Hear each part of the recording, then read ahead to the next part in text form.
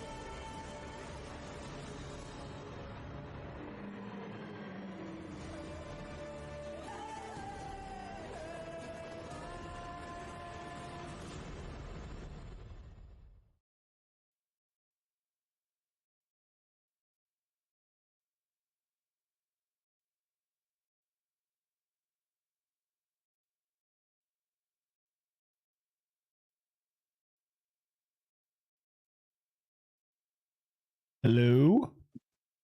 Hello. Hey. Hello. All right. Here we are. All right. Yeah, I do apologize. I am just ending a session real quick on a poker roll server. That's fine. All right. I'll go ahead and mute myself here so I can be courteous to them real quick. Okay. Victor, I see, has a journal. Oh, you know what? I Or don't is think that from that the counts last because it was session? from the last session. Yeah, From the yeah, last session. yeah. I don't think I gave it to you last. We did not but you discuss do it last session. Have That's correct. Yep, we do have an inspiration on. Okay. I think that was my original waking up in the morning heroic from being a human. Yeah. You lived another day. You feel inspired. Yep.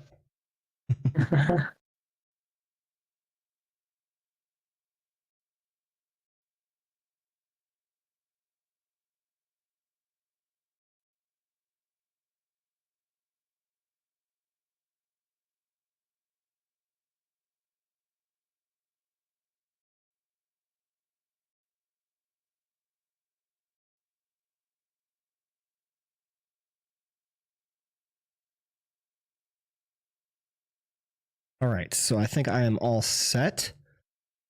How are all of you? Are you ready? Think so. Yep, I'm good. Yeah.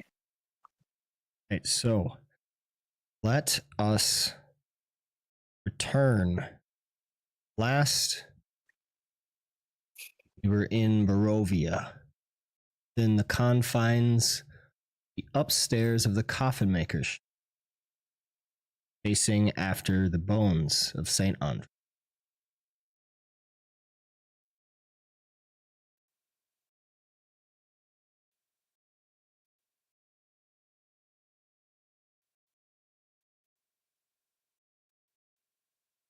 The hidden war for Valaki's soul erupted in the upper floor of Henrik van der Voort's coffin shop, where cramped halls became a killing ground of shadow, claw, and holy light. The stolen bones of St. Andral had been found, but the dead had awakened around them. Victor fought to tear open the barred windows, searching for even the faintest touch of daylight, while Lysa swallowed half the chamber in magical darkness and vanished into it like a blade beneath black water. From the gloom, Valenta Popovsky, vampire bride of the Dark Lord, mocked them all, promising to paint the church pews red so that her beloved Strahd might finally see her as the brightest jewel of his court.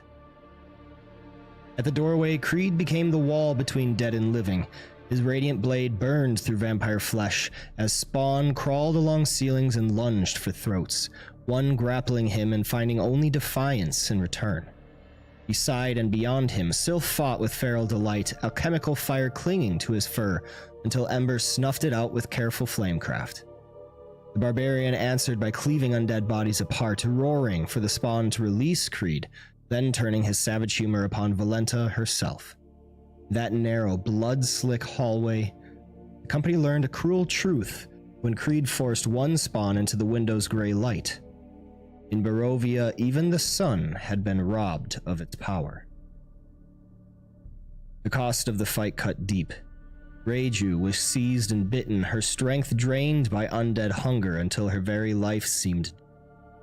Yet she refused to retreat. Haggard and wounded, she still placed herself between Father Lucian and danger, insisting she had little left to give.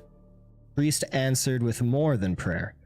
Radiant guardians filled the hall, a divine weapon striking at the undead, and his righteous fury turned desperate blows into killing strikes. Irina, too, proved she was no helpless ward, firing from the stairwell with deadly precision as Father Lucian's blessing guided her hand. Valenta turned the coffin maker's home into a nightmare playground. Bombs burst with concussive force, sticky black tar splattering across the floor and shards of strange crystals screaming through the air. Yet each cruelty only tightened our company's resolve. Ember sent spectral echoes of flint streaking as arcane missiles and loosed fire from the rear, while Lysa danced in and out of darkness, striking Valenta with a vengeful blade and vanishing before the bride could answer. One by one, the lesser spawn fell, beheaded, blasted apart, or burned down beneath steel, spell, and sanctified wrath. Then, with her servants destroyed about her, and her own blood blackening the floorboards, Valenta began to laugh. The mockery drained from her voice, replaced by something wilder, older, and far less amused. She clutched the wound Lysa had carved into her side, declaring that they had underestimated her. Let her mask slip. Her body twisted towards something more feral. More monstrous, more worthy of the devil who had chosen her. And as Creed watched the transformation unfold, a grim understanding settled over the room. Now they could see why Strahd wanted Irina. The bones were now within their grasp. But the church still waited beyond gripping claws of savagery. Between sanctuary and salvation stood a bride of Ravenloft, smiling through her blood-soaked fangs. Thus would bring us to the present moment, but I have an emergency call from my wife, so apologies, but you're going to have to give me a couple minutes.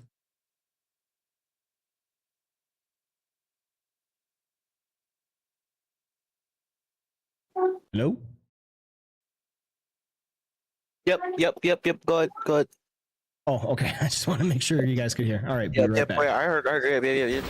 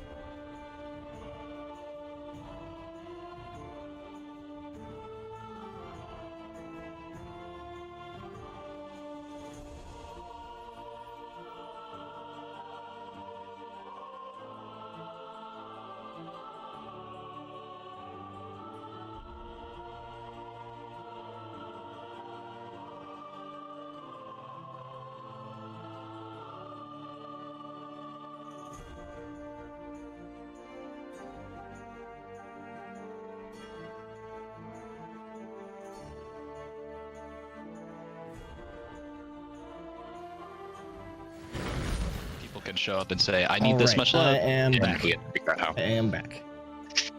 Welcome back. Welcome back. Everything okay with you? Yeah, all good. Good. Did real quick.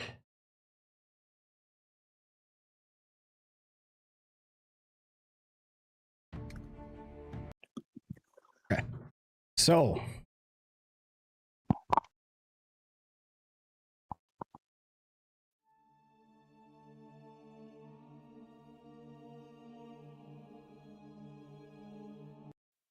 thus brings us to the present,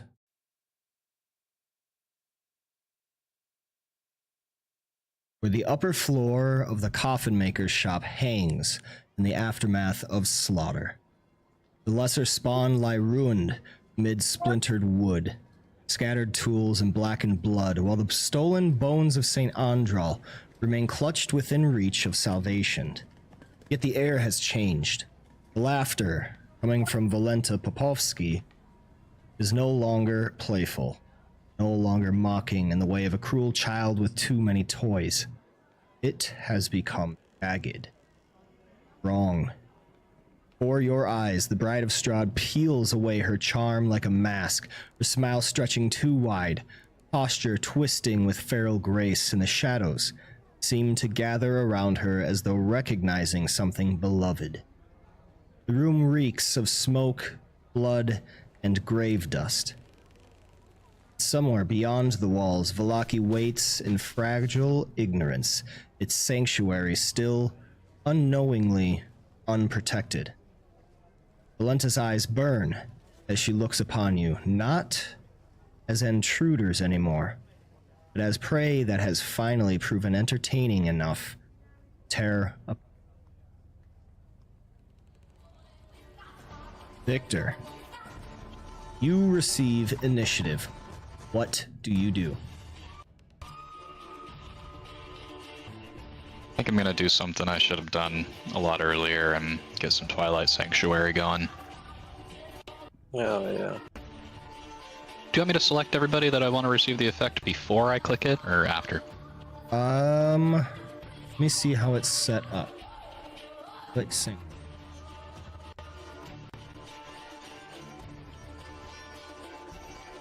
I read the script. I know how it works. I didn't want to make you do it again. Yep, so the effect goes on yourself, and then the healing is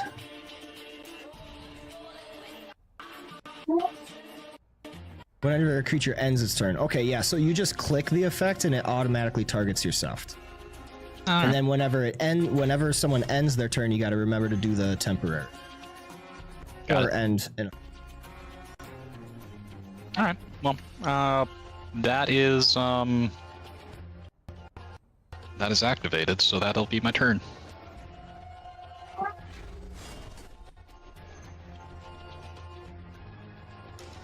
Actually, I take that back. I'm just gonna put myself between the father and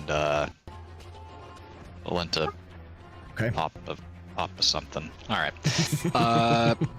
That'll be my turn. Papa shitty. Yeah. Right. As an action, Victor causes an embrace of twilight to surround him, rejuvenating all those allies nearby. Reiju, you receive initiative. What do you do?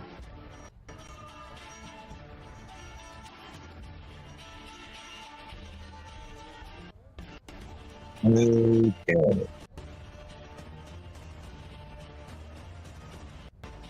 Let's see. Beat my distance.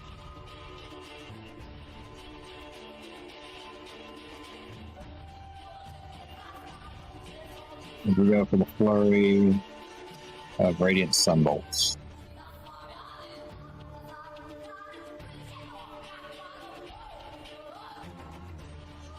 There we go.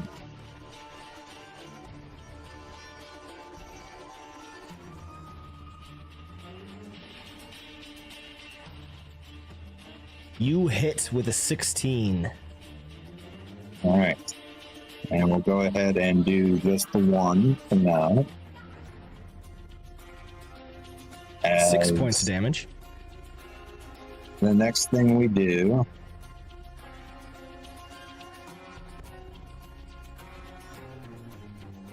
we're going to go ahead and use the guess it would be the dodge action as a bonus. So, how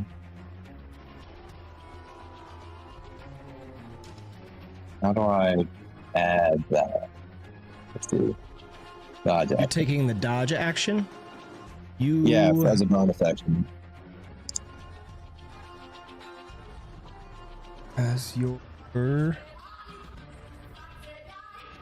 Remember Shit. this. Okay, so it's on the patient defense. Okay. Requires. Well, that's weird. That's a disengage action as a bonus action, and a focus point to go with dodge and disengage. Okay. I think dodge is its own thing. Okay, so if you're just dodging, on the very bottom is the generic actions. You double click dodge. Okay. Done. And that'll end their turn. Right. That takes us to Valenta's turn.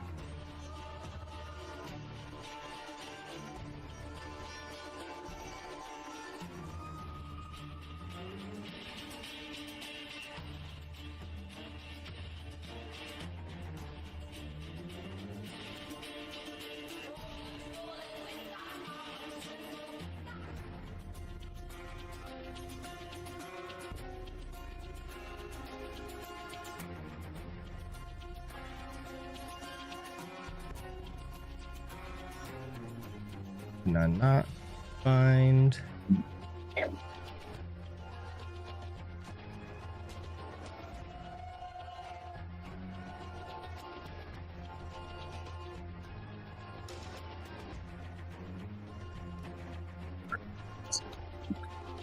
There we are. All right. Lenta takes out a charred black wooden stick, which she cracks, releasing a cloud of thick, opaque smoke, which creates a heavily obscured area in a 20-foot radius around her.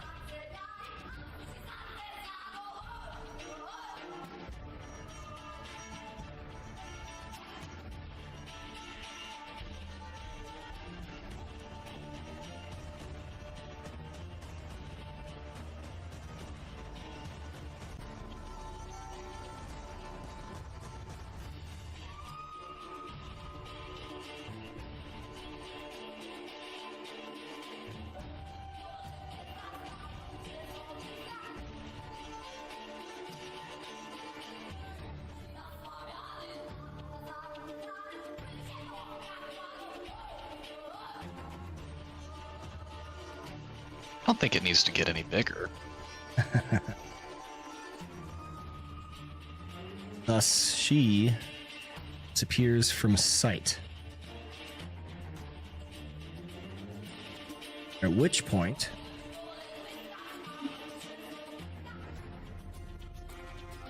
you hear the smash of a window to the east.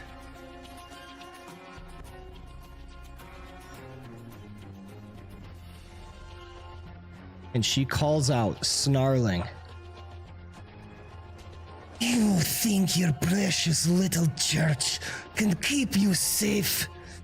He'll burn down the rest of Valaki to get to you and kill the rest of the stinking vermin to force you out. You may have won this time. This is not the last you will see of me.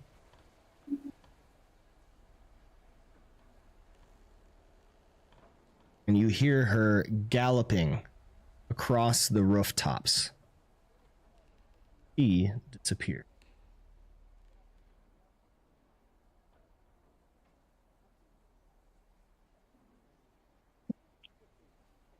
Sif will try to follow her unless someone stopped him. Nope, have fun.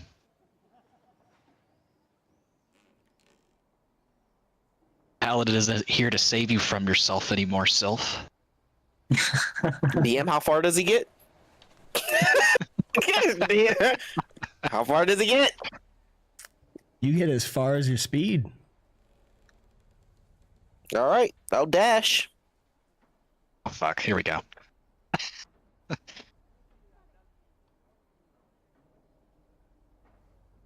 All right. Go ahead and move your token. Which way? You said east, right? And it's accurate That looks like it's that window. here. And she jumped out the window, correct? Yes.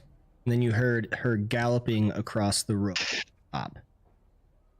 She went on top of the roof. Yep. Yeah, fuck it. Yeah, I'm gonna jump up. All right. Make me a strength athletics check.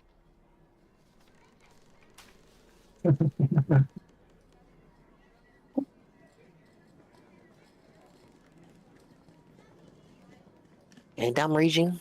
Let's go. All right. You manage to hoist yourself up in a way that allows you to get onto the top of the.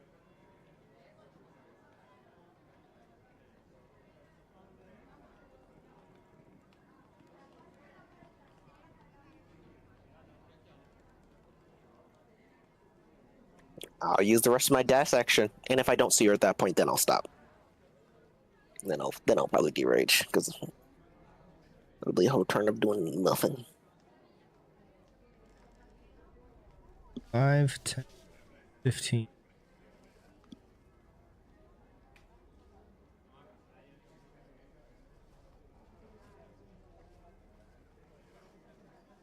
$30. I have you on the left side of the map where you. All right.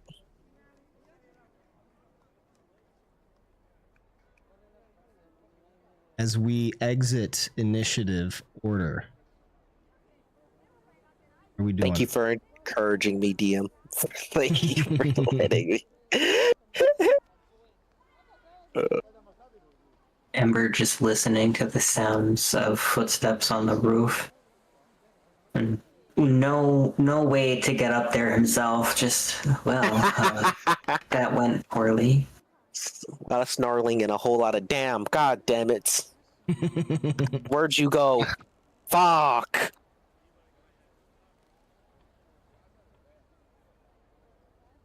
I'm gonna turn to the group and ask, did we win? I don't know that we did. Yes. It appears that we have driven the monster off, and we have the bones. I should consider that a win. You hear her far off. No. I mean, we're not dead. That's good. We survived for sure. So should we make haste or whatever to the church so we can get these suckers back in their rightful place, or is there anything else we got to do in here? Sif will now come back down through the window. Doesn't seem like ain't nothing else here. He'll like ramshackle around, hoping there's a vampire in one of these coffins. Yeah. I don't know. Could we just take a beat to maybe look around and investigate, see if there's anything peculiar or interesting up here? Maybe they left personal effects behind. If Absolutely. they care about that.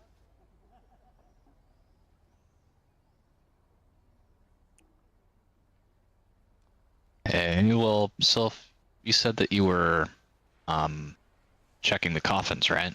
Yeah, I'm looking around for weird shit. And then DM, is the what is it, the pentagram? Is that just an image on the screen, or are we seeing that in game? That is absolutely there. Well, I'd like to look at that. Ember, do you want to look at that? Yeah, I'll take a gander at it. I'd like to guide you while you look at that. Premeditated guidance is the best kind of guidance, I think. Premeditated guidance.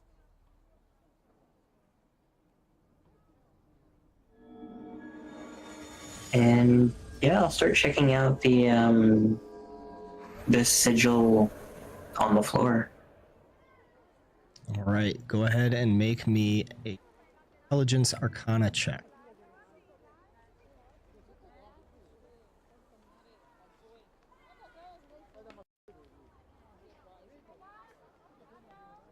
You recognize that this seems to be a teleportation circle with a unique signature. It is an exit point from one location.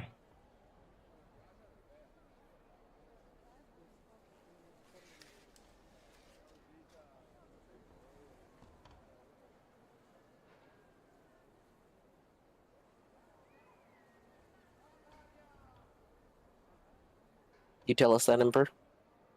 Yeah. Just, they were traveling to here using this. Well, we should mess that up, right? We should tear that up. Yeah. Okay, wait, listen, wait, maybe. Just hear me out. What if we wait here and then someone's gonna come out of it and we beat them up and we jump them? Thoughts? We gotta get the bones back. Well, with the wife having fled, they kind of know that this location is compromised. All the more reason for them to come through. Check it out. They'll be like, oh, this portal isn't working. At the same time, if we're not here, it poses a risk.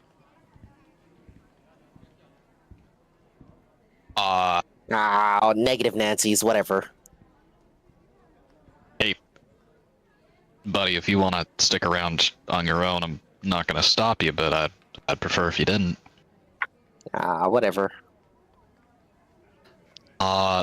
Just a thought, if they were able to do that one thing here, there's a chance they have them elsewhere too.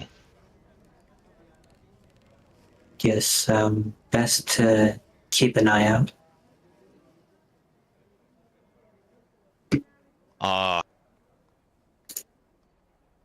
Still, I mean, hey, you wanna chop some wood? Sure. It's a fine constellation. I'll use my greatsword to murk it up a little. I hope it's just like powdered and I don't have to. I still will, obviously. I will chop it up quite a bit. Right. Taking the time to mess up paint and the wood this pentagram is on seem to do just that, believing that the power of the pentagram is now way.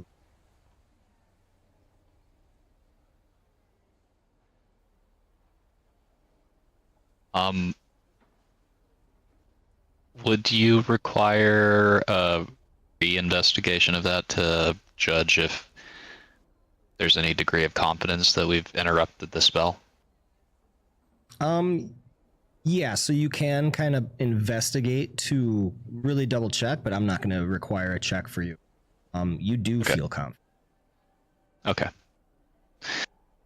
What else?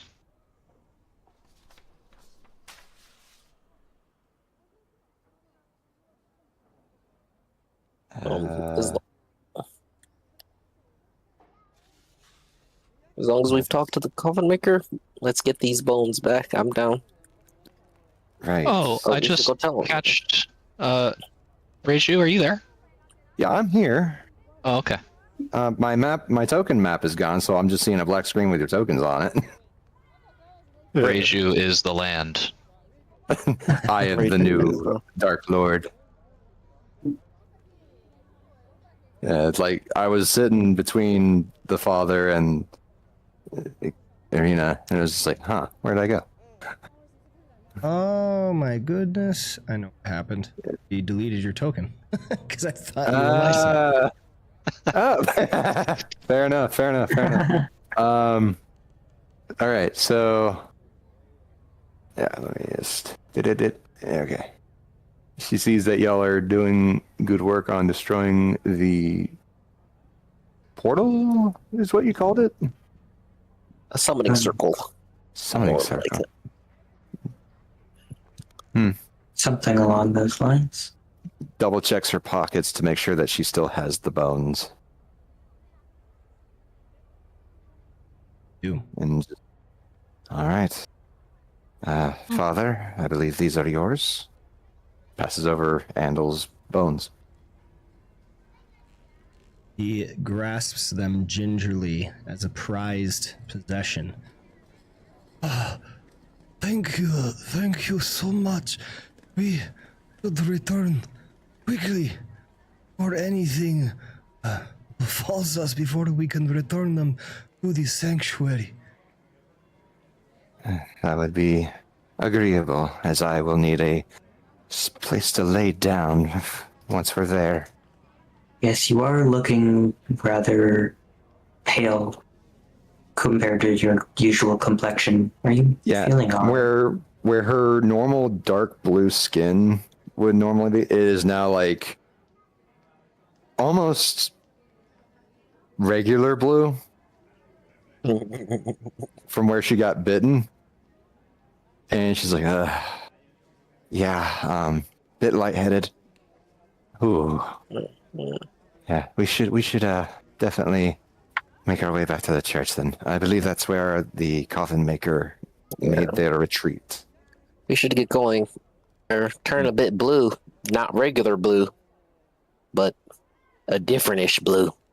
Rather pastel. Kind of like Yes. that little bit of Pasta. your hair. Yeah. Hmm. Not. Is it really so bad? She keeps going. It looks pretty bad for you. I gotta be honest. Let's get there. At least that's something I can appreciate you. It's your honesty self. You do look like shit, Ratio. Sorry. Looks at Victor, who was beating his head just like the father was. Like, yeah, you're looking a bit red and purple. I'm actually looking a bit zero wounds for your information. I seriously doubt there's no emotional damage behind that facade, sir. It's in a jar. It's deep down inside. You don't have to worry about it. Oh, emotion jars. It's a jar. Yes. It's put away. We will never see it again. It will Guys, never I love ever emotion come out. jars. I That's love how that talking about my works? emotions. Yeah, Yeah. You know, when you bottle stuff up, it just goes away. Didn't you know that? Yeah, absolutely. Yeah, you never have to worry about it. It's like fireflies. Just get more. Well, sick. Ember and I made it onto the roof. I was gonna say, oh, we're on the roof now. Hey, Sylph, you big dummy, you just had to take the stairs down to the roof. There's nothing, All right, there's nothing so- on the roof, guys. I tried. Are we heading back to the church? I think so. Was Yeah. there anything, I don't know, was there anything There else that... We would have needed to go by the toy store for the gift for Madame Ava's niece. Do we want to take that head with us that was in the trap just to take a look at it? Oh, you mean that little noisemaker? Yeah, just think, I don't know what we investigate with or Oh yeah, look that for, was weird. but Yeah, it's just might- a little, it's sus, you know? Weird. You Yeah, know, it was- you know what? You know what? It's no Blinsky. It's no fun. Grabs the skull thing. It's like, and you know what else it is? Good trade fodder. Blackmail. No. Exchange for something for someone else. I will call it whatever you want. Hey, you know, when we came in, I think the coffin maker was in this corner over here, right? Was he writing or working on anything on this table? I mean, before we overturned all of his stuff in front of the. Not in particular, not anything that strikes out to you. It seems to be a lot of just regular like carpentry stuff for coffins and the like.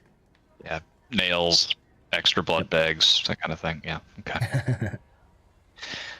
I mean, we got the noisemaker, we got the bones, we got some dead vampire spawn. What else?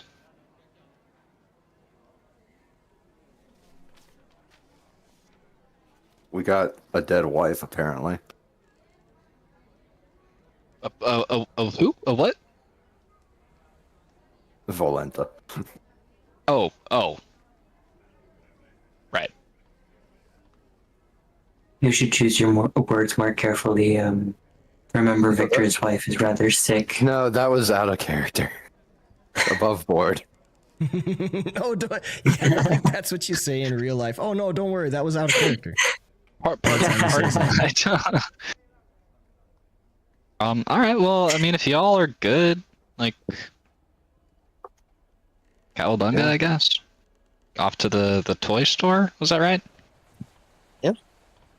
What is the bunga of a cow? You'll see at the toy store. Okay.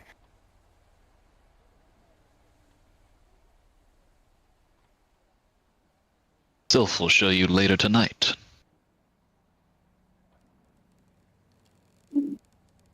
True. That's even more disconcerting. I don't know what that meant either, guys. I'm just saying things at this point. Dawson wasn't going to show you anybody at anything at night. He was going to go to bed. That's why.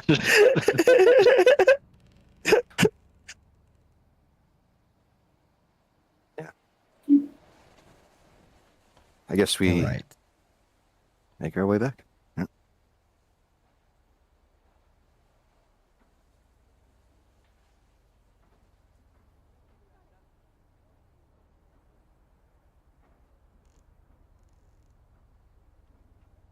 You make your way out of the coffin maker's shop. Nearby, you see the sign.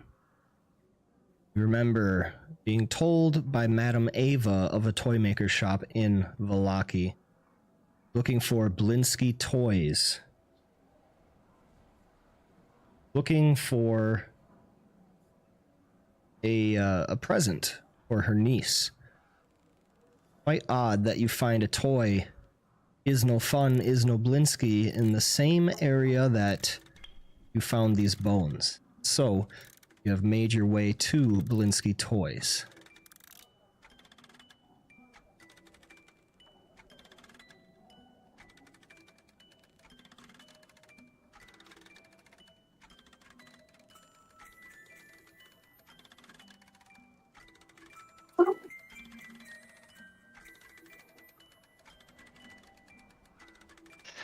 Is it what's it like around the building? Is it busy at all? Are there people out and about? Is it barren? There are people moving about the town. It's not like heavily populated or anything like that, but there are people moving. Okay. And the shop looks like it's not doing very well. Got it. Okay. So hey team, what's the game plan here? It's just a normal toy shop, yeah? Just walk in. Follow your lead. Yeah. We gotta get like a dagger or something from here, right? A toy from here specifically for a little girl between the ages of 10 and 12. My sister had a bunch of daggers. But okay, teach their own. I thought the dagger was a really sweet, thoughtful gift, but maybe it's just like she doesn't have a lot of things in general, so round it out with an extra, maybe not a dagger present. Well, if we find a dagger that makes noise, I think that's a good compromise. Yeah. Oh, maybe a broadsword. Okay. Either one. Reiji just kind of hobbles up to the door and opens it. Right behind you.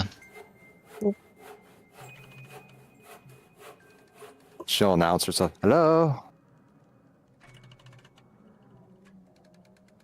Lansky? Have to forgive me for... Mm. Nope, you cut out. Hmm. DM? Give him a moment. Oh, you cut out. Oh, okay. Oh, I thought you said forgive me for a moment, like you were going somewhere. I thought there was more coming no. after that. That's my bad. No, you're pulling something up.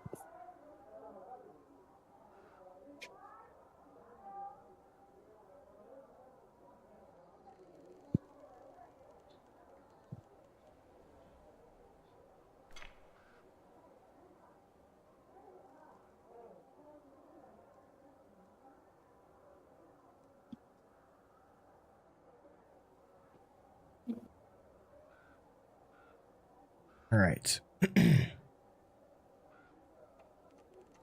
This cramped shop has a dark entrance portico above which hangs a wooden sign shaped like a rocking horse with a bee engraved on both sides. Flanking the entrance are two arched lead-framed windows.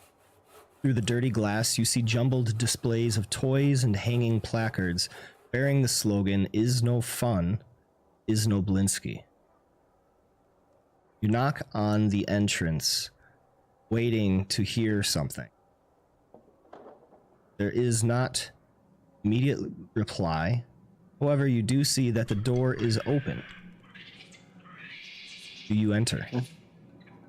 Reiju opens the door. Looks inside. Right.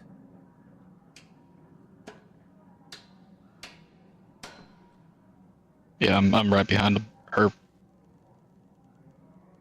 She just announces herself. Hello? Ooh.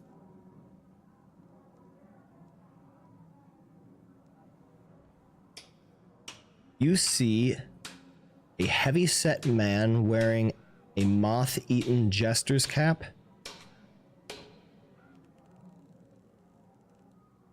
And he turns when you open the door, gives you a well-rehearsed greeting. Welcome, friends, to the house of Blinsky, where happiness and smiles can be bought at bargain prices. Perhaps you know a little child in need of joy? A little toy for a girl or boy? Reiju giggles at that. Oh, as a matter of fact, we do. I like this guy, guys. I'm suspicious he knows we're shopping for a child. Well, I didn't think about that. My intelligence is 8, guys. It is a toy shop, Victor. Want me to shake him down? You buy many for yourself? No. When I was growing up, the counter. I didn't play with toys. I played with daggers. We should shake him down. Still, you just said that daggers were a good toy. True. Anyway.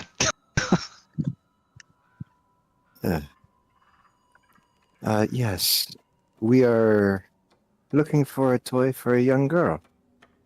And wanted to barter. Ah, well, I have plenty of toys for little girls and little boys, of course. But if you're looking for little girl toys, go ahead and look on over here. And he gives a flourish as he kind of gestures to an area of the shop where you see a lot of dolls. All right. She's He walks gonna. over. Hmm. He walks over. You see, I must make sure that all the children in Barovia have toys. We must keep them happy. They are our future, after all. As you can see, this one here, I have spent much time embroidering all of the pretty little bits. You can see it glinting in the light, can you not? And he holds it in front of you. and it is a headless doll that comes with a sack of attachable heads, including one with its eyes and mouth stitched shut. There are streaks of red that glint in the light, looking conspicuously like blood. Guys, I love this toy. We can get it for you. You, sir, you're an artist. Thank you very much.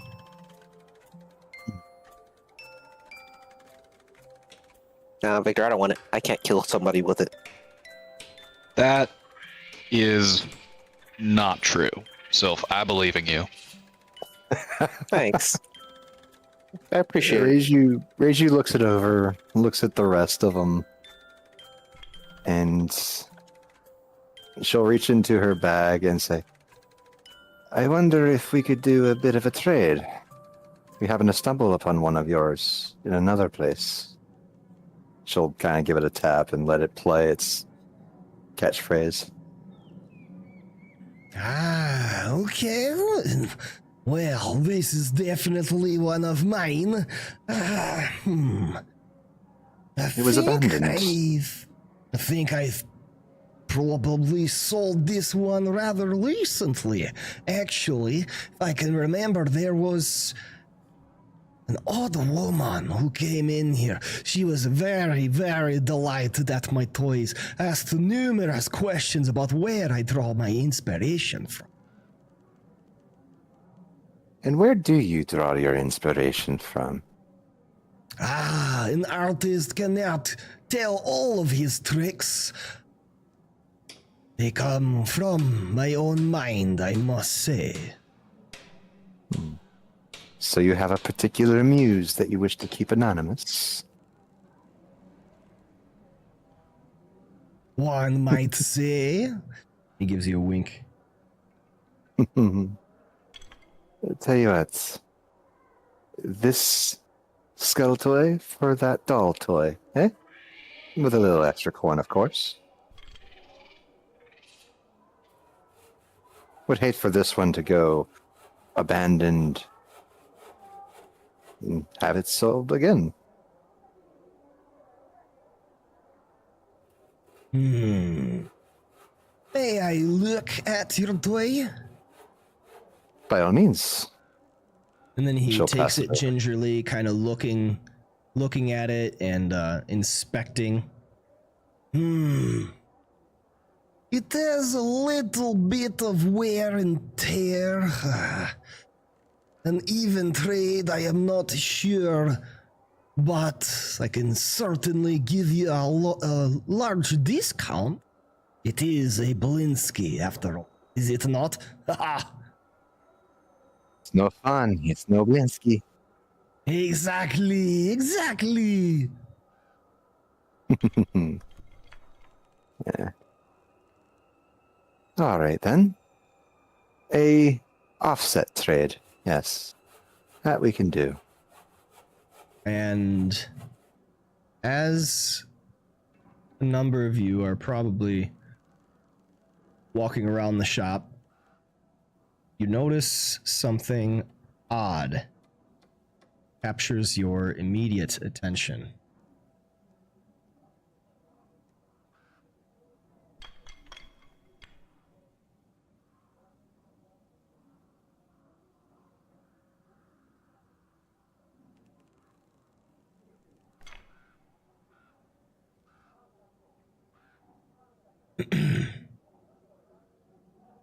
On one of the stands by a number of the other dolls, you see one that bears an incredibly striking resemblance to Irina. Oh.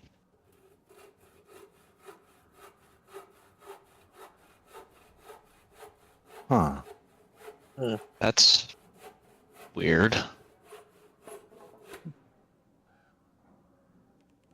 Yeah. That doll is pretty ugly looking.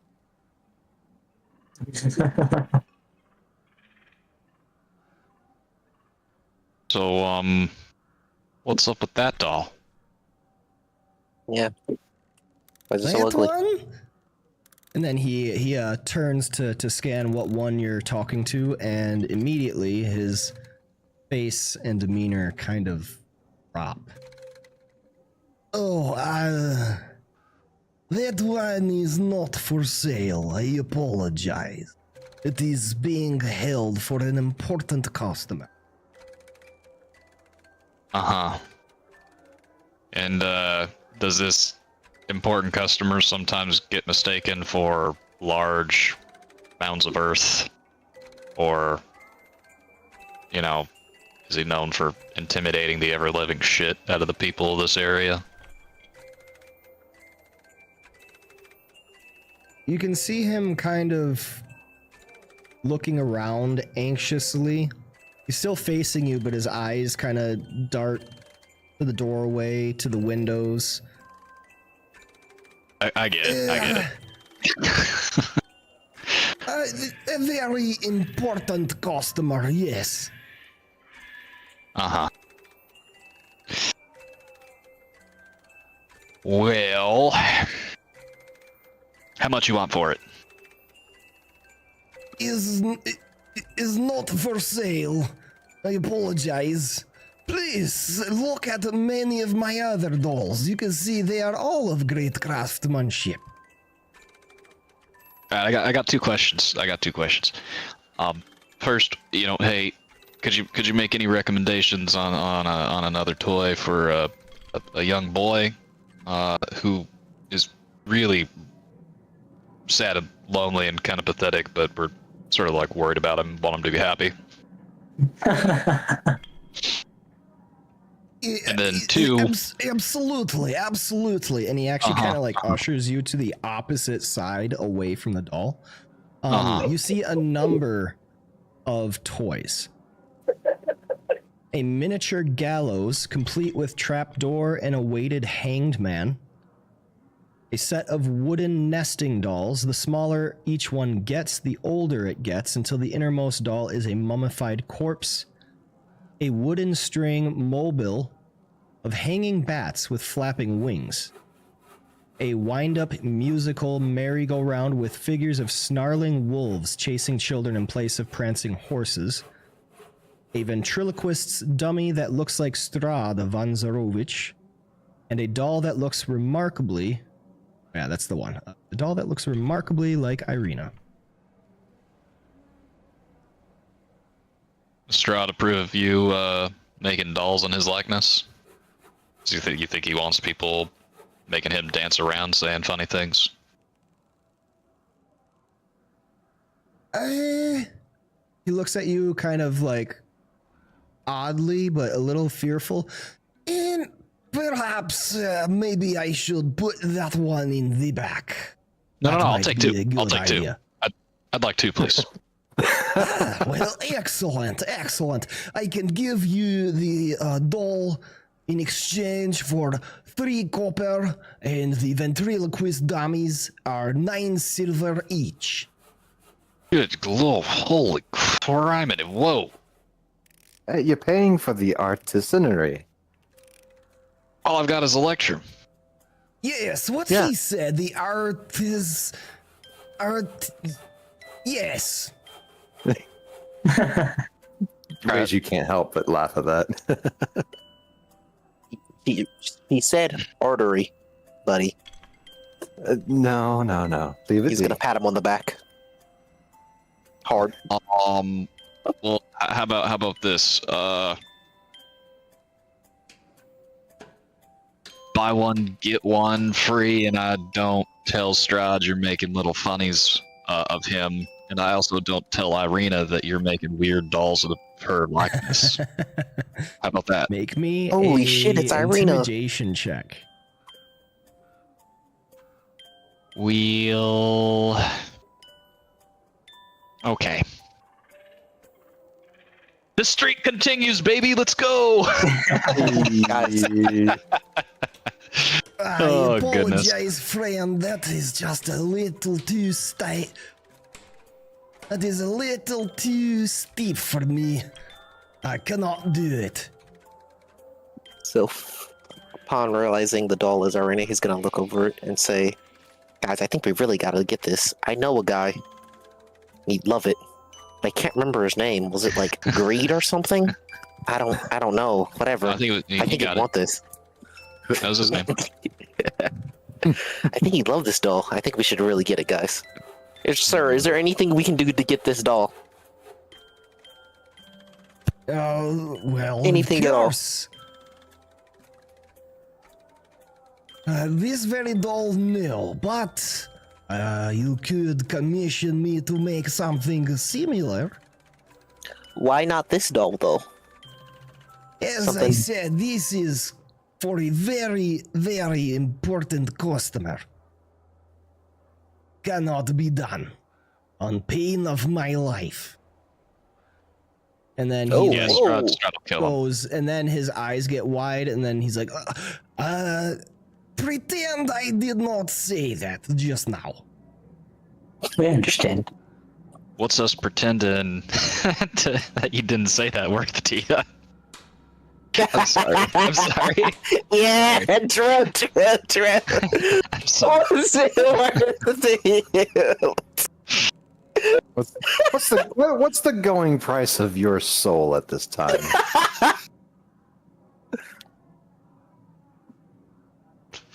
Tavern. You said 9 silver for one of the ventriloquist dummies, correct?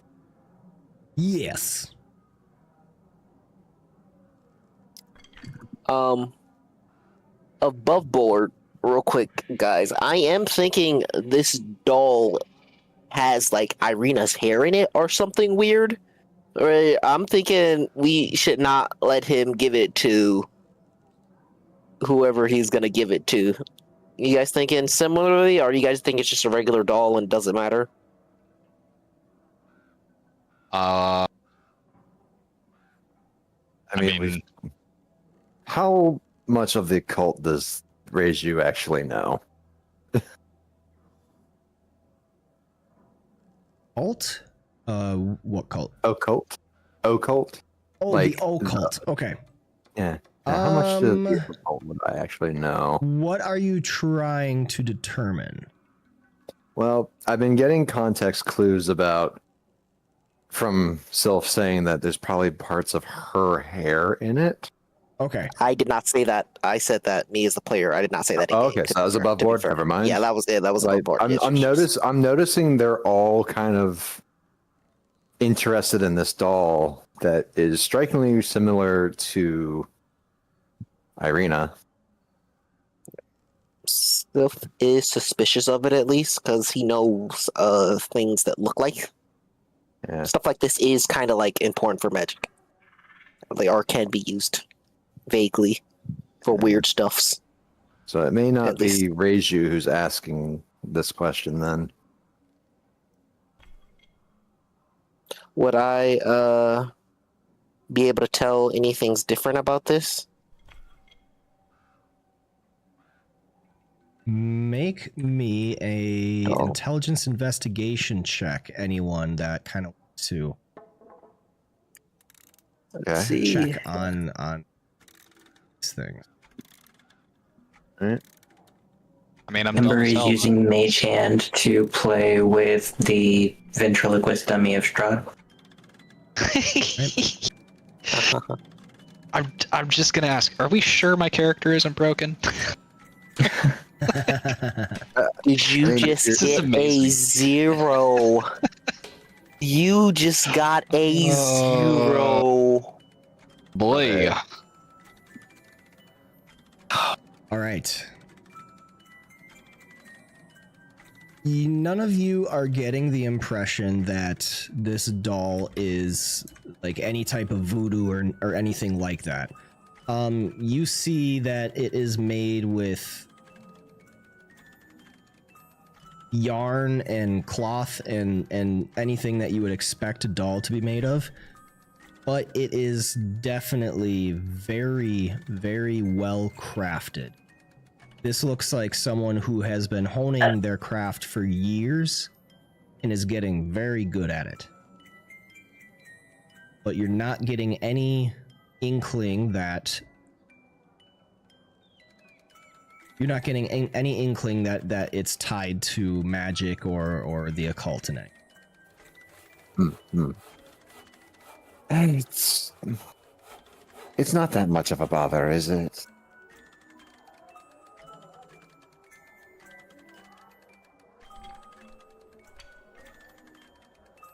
We should probably just let it rest. Let others have their fetishes and idols. I think she's just rather obsessed. Or is just very skilled. I meant the customer, not Blinsky. Well, if you want to stick around and wait for the person who commissioned it. I have an idea of who that might be, and I don't think we should stick around to wait for him now.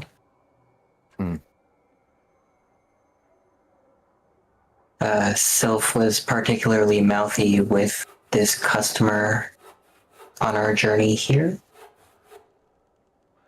Unless I'm mistaken. I don't think that's the right customer. Reiju I don't remembers recall. the passing on the street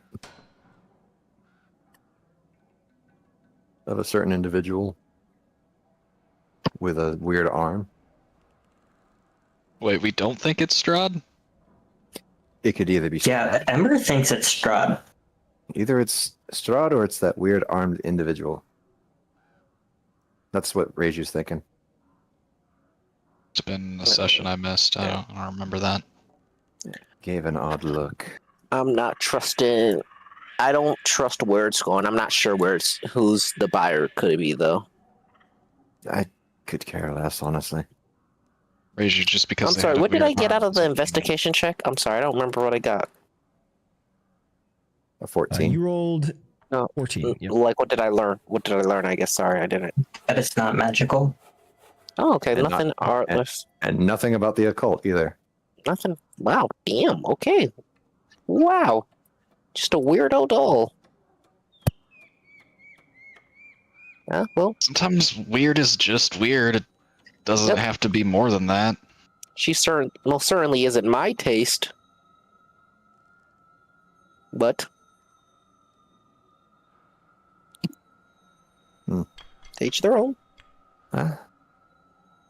Well, I mean, I still want the ventriloquist dummies. Yeah. I still want those. Yeah. Yeah. I'm gonna shove my fist up Strahd's ass. Oh, okay.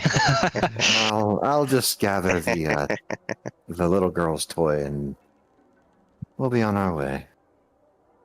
How much would that be in Electrum? 18 silver? Would that be 3 That's Electrum? No, that's let's see, how much is it? Like 5 silver? Silver is 1 electrum. Alright, so that's basically 4 Electrum with change. That change could go Yeah. towards that other item you were talking about. The one worth Yeah, 3 I'm copper. cool with that. Yeah. Oh, shoot.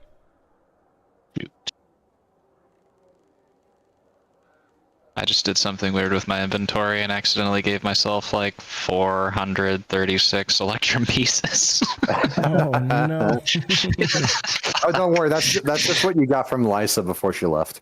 Right. Charitable person by all counts. Yeah. Okay. We can probably fix this.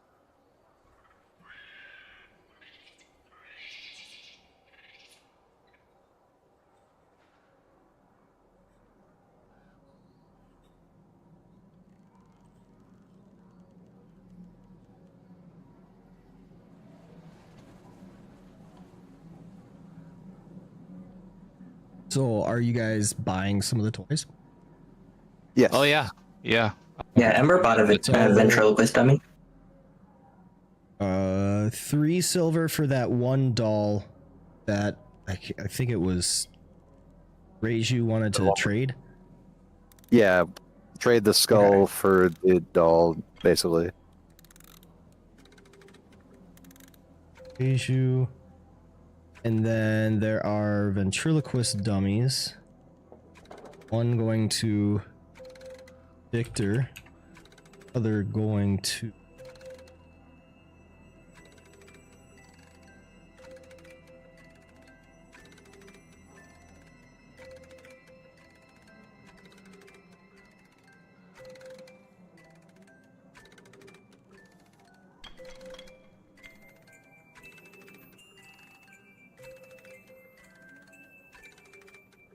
Sorry, I was fixing my Electrum number, so if you were reducing, you're I may good. have messed you up there. Okay. There was something happened that I didn't consider before. So when I add a parcel to your party sheet, it'll automatically populate the items and then the gold as well. I put a dummy in the party sheet, and then it said -9 copper. So I was like, whoa, wait a minute, can you automatically like purchase stuff? But I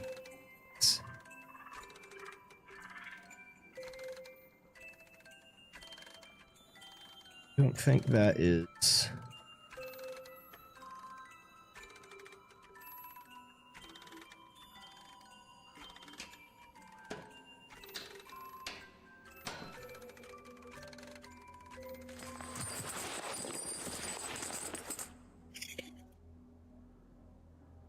It's a lot of jingle.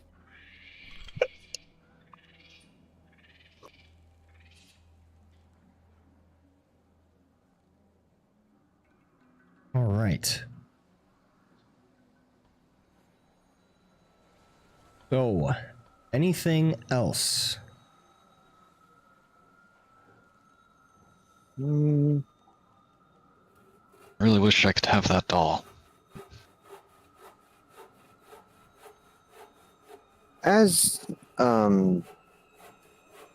the group is making their purchases, is there a chance that he could actually that Reiju could move things around to make that doll just disappear?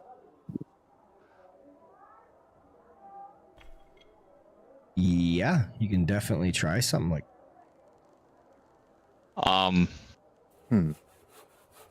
Hey, guys, do you want to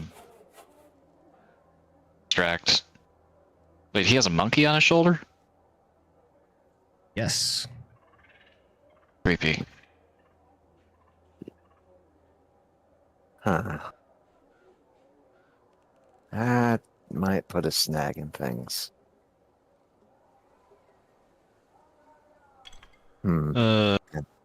Animal instincts and all. Yeah. Yeah, I'll pass on that then.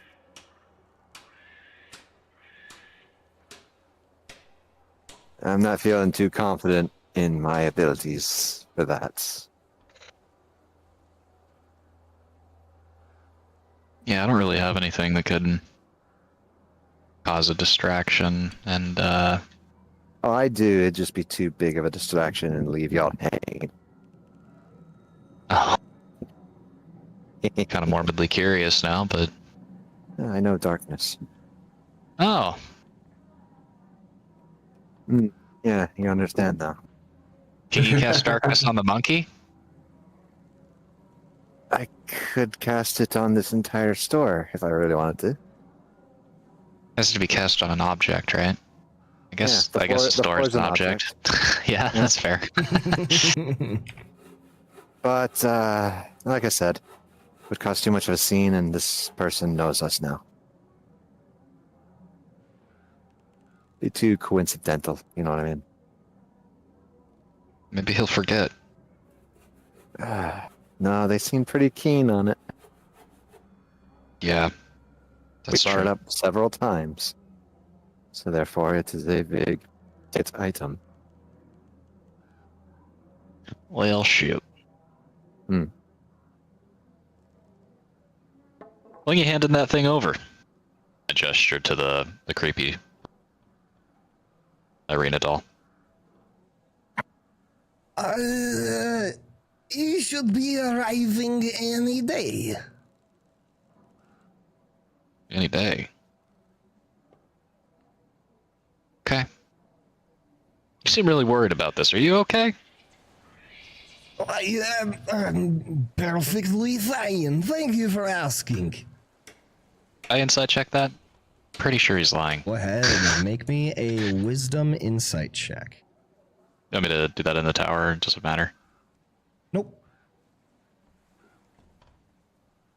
Bros, let's go! Another one! Getting 2 all ones your in a bad row! rolls out now.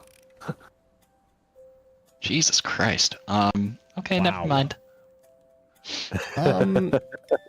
Yeah, you're not sure. You're still kind of taken aback by the grotesque imagery of so-called children's toys. Yeah. Victor's just gonna extend his hand like he's gonna put his hand on his shoulder for comfort, and then see the monkey and go like, ugh, and put his hands back and just say like, well, hey partner,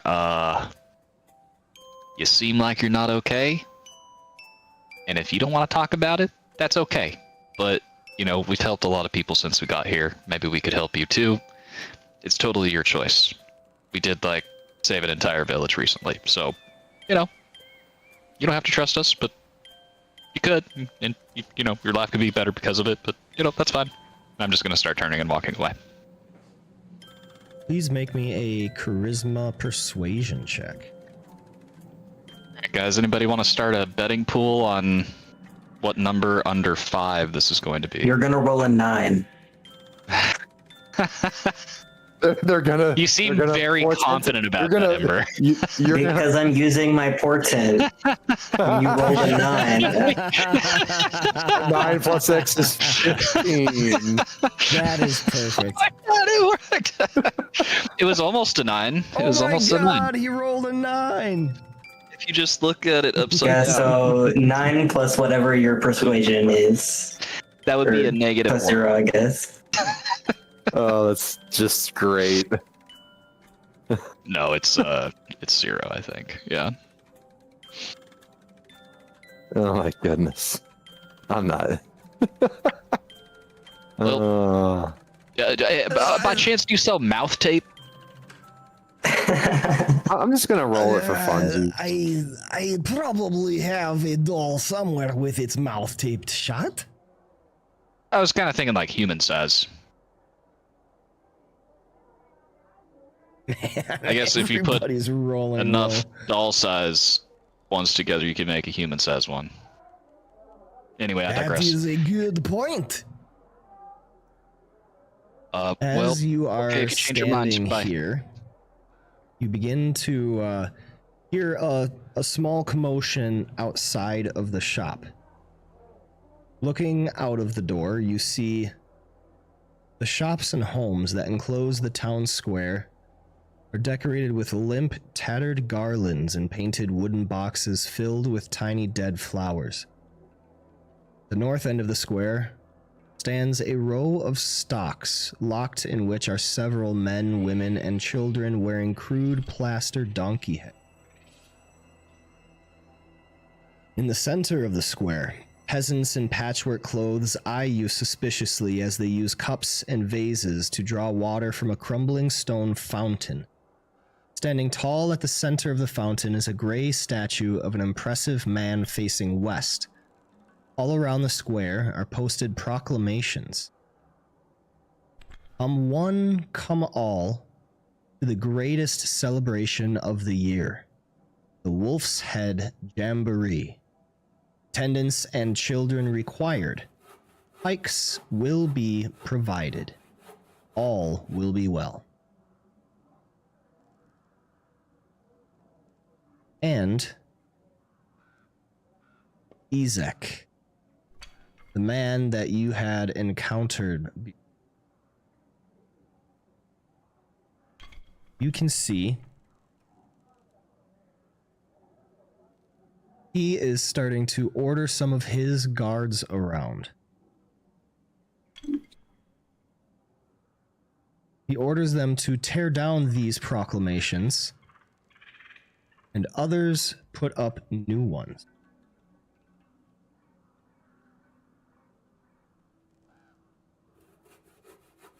This is one such proclamation. These are the ones that are getting torn down. Okay.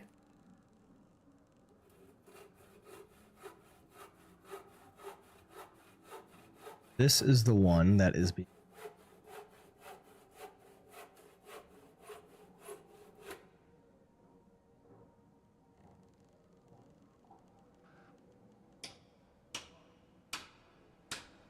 Huh.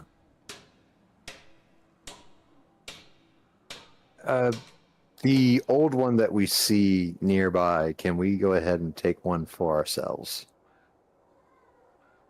Yes. She just unceremoniously just brings it off of whatever post or wall it's on and folds it up and puts it in her pocket.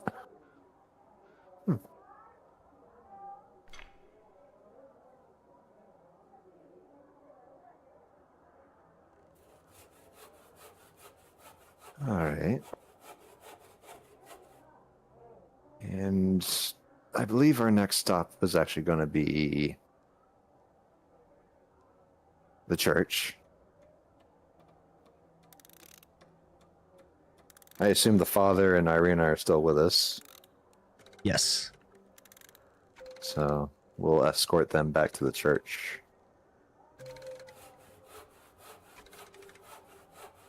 Okay.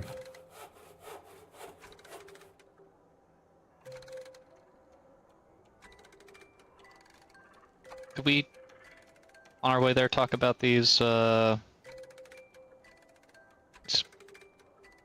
Blazing Sun Wolf Festival posters? Absolutely. Hey, what the fuck is this? What? Why? That is one of the Burgomaster's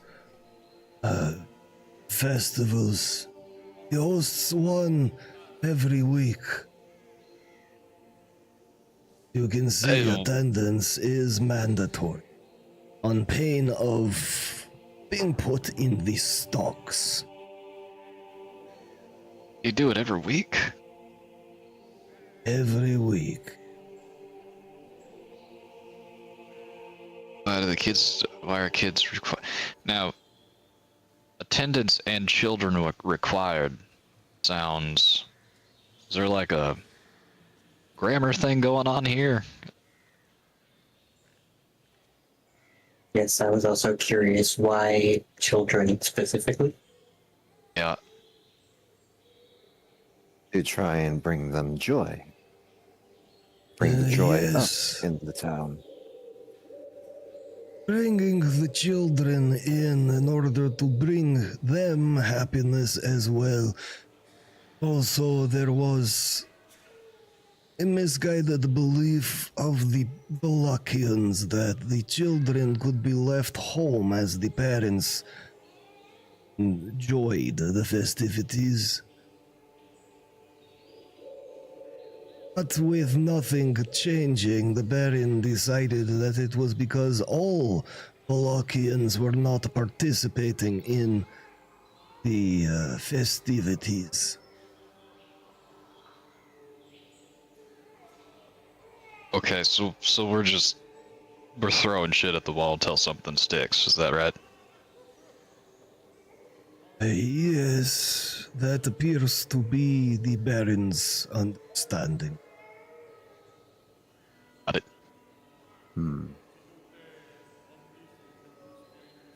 Interesting. You gotta be trying something. So, which one is actually happening here? The one that doesn't have wolves on a pike? The Wolf's Head Jamboree was the previous one, just this past weekend. Oh, The you guys like Festival change the of name every week? Yes, the Festival of the Blazing Sun appears to be the next festival. Damn, every week. That's got to be exhausting. Okay. It is quite exhausting. Does Blazing he Sun? have? That seems like a mighty hopeful name. Yeah, has he got something in his pocket that's gonna brighten up everybody's day? What's going on here? Looks up at the cloudy sky. We could definitely use some sun around here.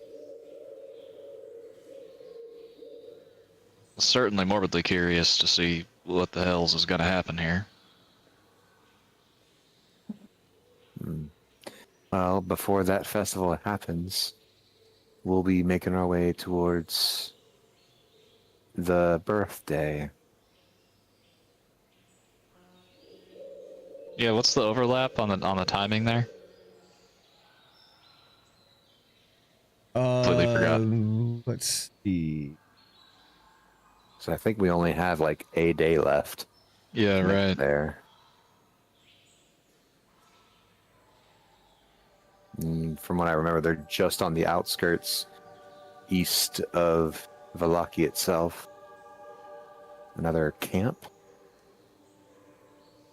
West. West, excuse me.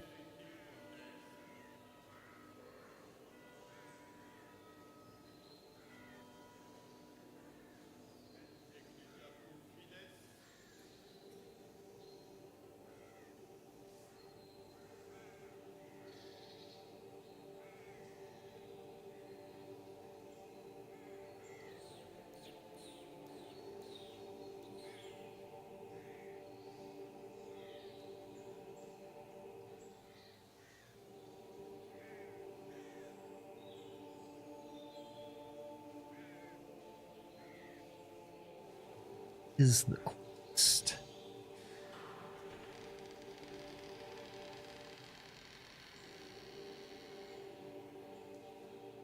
Oh my god, this is so annoying. My mouse is doing like a double click thing and I can't get it to stop. So every time I click once, it double clicks. It's driving me absolutely fucking insane. What brand of mice you got? Yep. What brand is it? Is it a Razer? I have a Logitech. Is it old? Not really. No, you got a new one. I remember you getting it live. Or if that's the Oh, same yeah? one. Maybe try updating the drivers if you get a chance. That's all I can think. Or unplug and replug it in. One of the two.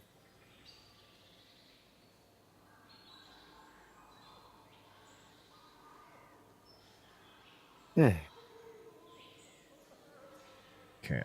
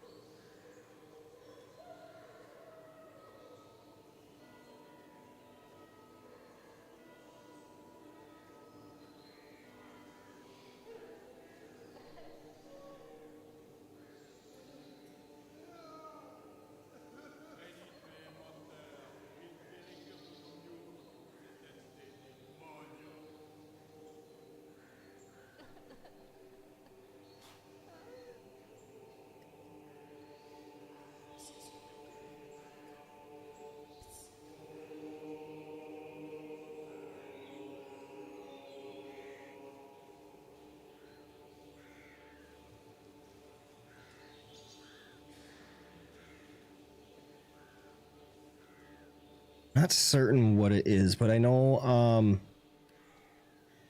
the bones need to be restored before the next full moon, and you just started the.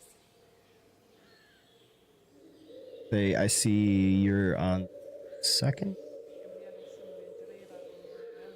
day of the month, and her birthday I gotta find, but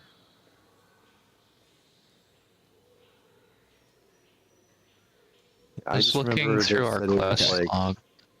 2 days.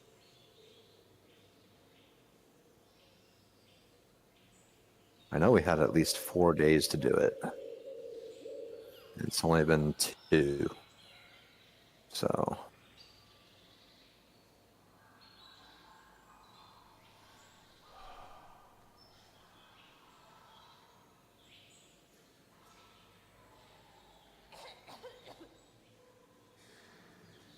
Looking through our quest log that we can see. We don't have to deal with this right now, obviously. I'm just curious, is there like a way to filter by completed on here? Are you just looking at the quests window? Yeah. Okay. I started making a quest journal for you guys. I just popped that Okay. for you. Yeah, so you can see what you actually have and then Oh, what you have complete. got it. Thanks. Right. We still haven't found Gertruda. The Wolf's Cure, I don't think we'll have to do anymore. Oh, why? Because that was Lysathera. Oh, yeah.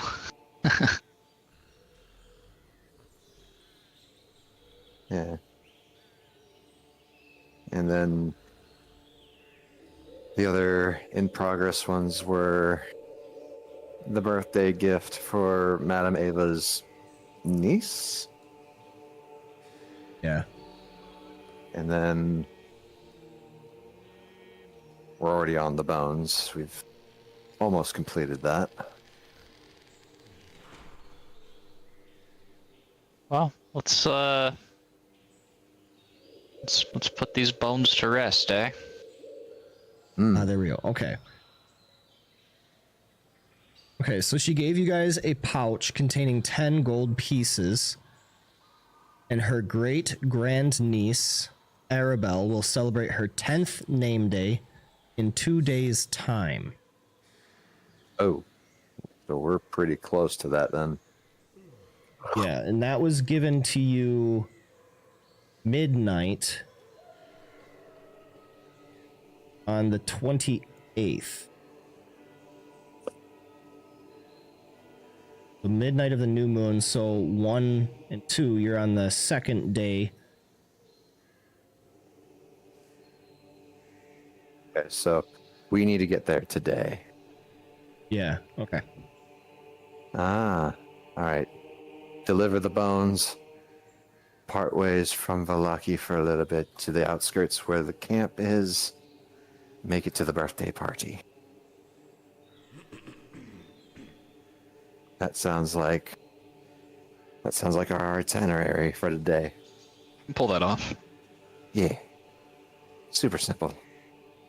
Just gotta make it there before midnight, yeah? Or before the little girl goes to bed.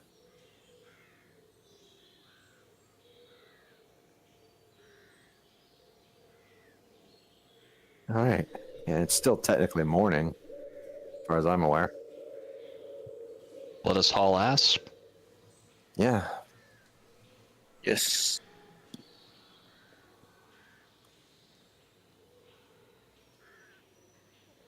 All right. Successful outing, team. Yeah. Besides not actually killing the vampire. That was disappointing. Something tells me we'll get another chance. You think so? Out of character, did we not That kill makes me feel a Valenta? little bit- No. No, she ran No, away. she ran away. Okay. Right. Yeah. No, I think I blanked out for that moment. Your all I character saw token was Yeah, gone. yeah. all I saw was black screen and your tokens and not mine, and also a purple stain where she was standing. So It was I really weird, assumed- Reiju. You just disappeared, like Lysa. I thought you were gone. Glad you came back, though. Well, that's thoughtful of you. Thank you. Yep.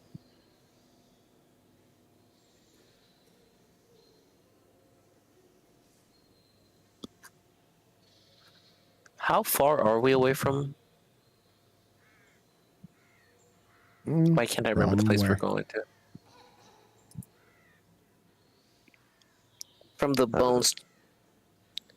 Oh. Isn't that the barony? From the church? Obsolete. Yeah, From the yeah, church. yeah. From the church? You're not very Yeah. far. Oh, cool. I didn't know that.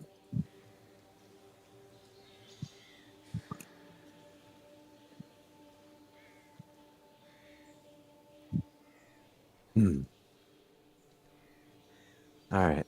So Just to say it one more time. Church, the Steiny camp, back into town. Yep. Great grandniece. That's what it is. Yeah.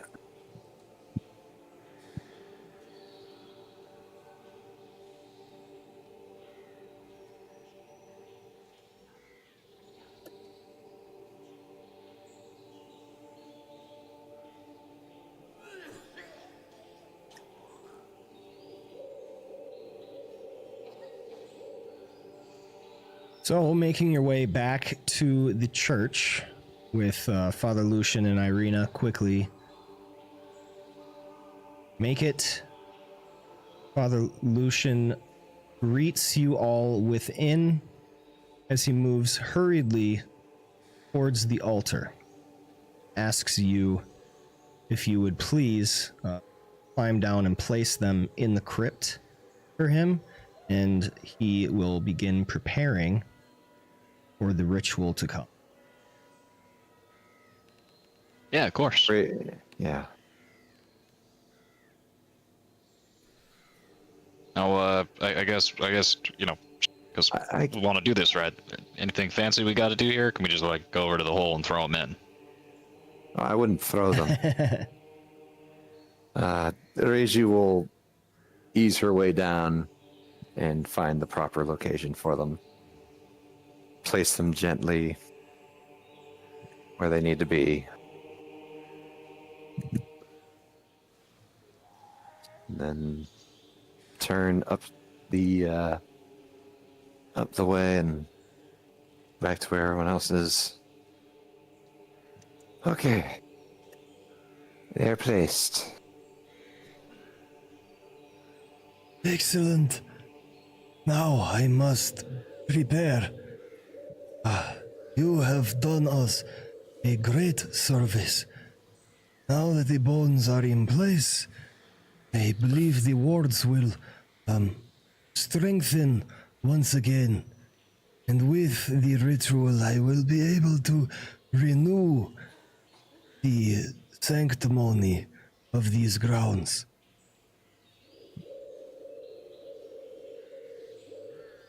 You have successfully retrieved the bones, placing them back where they belong.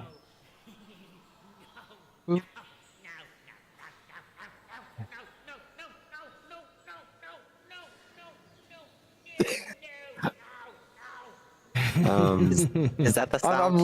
I'm listening to it and I'm like, Yeah, Wow. yeah. It's pretty crazy. that's well, apparently Strahd just got really pissed off that we succeeded. Wow. Like, is that That's so that reminds me of when in the beginning of Austin Powers, Dr. Evil shoots number 2 into the lava pit, or not number 2. Oh, just like Like, sends them into the You know, fire Will pit. Ferrell's character, and he like goes Yeah, down there and he's yeah. like, "I'm still alive. It actually hurts quite bad." It really Still hurts. alive! Yeah. Well, with that, Reiju turns to Irina. Would you want to come with us to the Vistani camp, or do you want to help the father prepare? Or is there something else that you wish to do? I think I'm going to stay in the church. I will help the father. Very Still a well. little shaken after seeing that doll. Wondering what darkness has followed me here. Or perhaps it has been waiting the whole time. Seriously doubt that doll was made overnight. No matter how skilled that person is at crafting.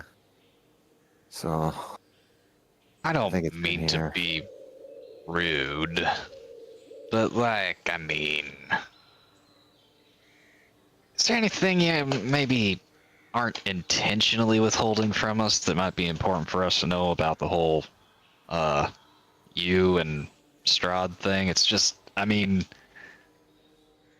he had a doll commissioned of you. I know That is just a as good much I know just about as much as you. Tell me, how would you feel if you had no memory except for hazy recollections, knowing that you were approached but not quite knowing exactly what happened, waking up in a delirium and pain on your neck, reaching down to find that you had been bitten? Okay, I get it. I suppose that was pretty insensitive. I'm sorry.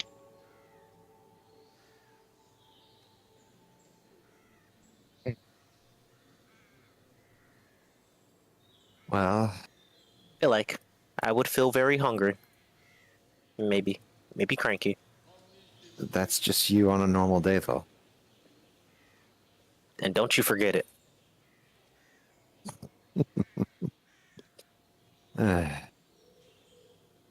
Well, with our business done here, let us be off to deliver this present, yeah?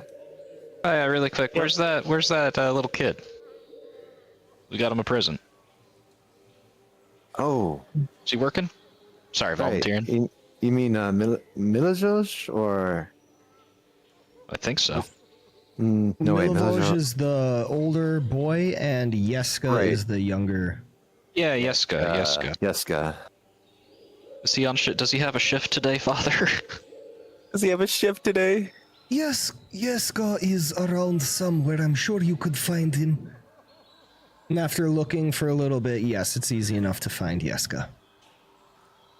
Yeska. We got something for you at the toy store. It was the least. Yeah, it's the least scary and most ironic thing that we could find. Do you like puppets? I don't know. I've never received a toy. I tried to tell him to get you a longsword. And when you're big enough, you can have one. But I pull out the ventriloquist puppet and I say, okay, so I know that this is kind of scary, right? But something I do when I'm scared is I make fun of the thing that I'm scared of, right? So you can take this, and if you ever feel scared, you can dance this little puppet around and make it say silly things that are embarrassing. And it'll make you feel better about the situation. Just don't do it in front of anybody that looks like this puppet, okay? Oh, you know what? I got an idea. I'm going to demonstrate. Razor just puts a hand into the puppet. I like to suck farts. Just like that. Just like that. Silka's gonna belly laugh. I've never been given such a gift before. Is this one of Blinsky's? He looks kind of. His face gets screwed up like he's extremely grateful, but at the same time, it's kind of like, I don't know about this toy. It's kind of weird. Yeah, What do you know about Blinsky? Oh, not much, except the kids speak about him a little bit. His toys aren't very popular. Oh. Oh, is there a better toy store? Did we mess this up? Oh, no. Hey, I think he's the only toy maker around. Oh, Well, then there's no reason to complain, is there? yeah, exactly. Oh, no, I'm not complaining at all. It's Oh, just sorry, we didn't. Yeah. odd. Oh, no. Odd, right? Yeah. When you think of a toy, you think of something cool and fun, not missing heads. You know, we were thinking about that too. He was pretty Yeah. weird about that. Hides the bag of the headless doll. I kind of liked it. Well, hey, buddy. You know, we were just thinking about you, and Yeah. you know, none of us would be offended at all if you didn't want this thing. We'd totally understand. But Yep. I was just thinking, you know, this is kind of a scary situation that we're all in, and I'm not trying to tell you how to cope, because, you know, I'm not saying I'm healthy when I work through my emotions, but it is a way I get That through is true. things. Victor, So- They'll scream at night. it's a little long-winded, buddy. You can't prove that I scream at night. You can't He prove it. does. It's very loud. I don't. I don't. Can we not do this in front of him? You're doing it to yourself, mate. Can we not do this in front of him? Let's talk about this stuff, Victor. This isn't appropriate for in front of a child.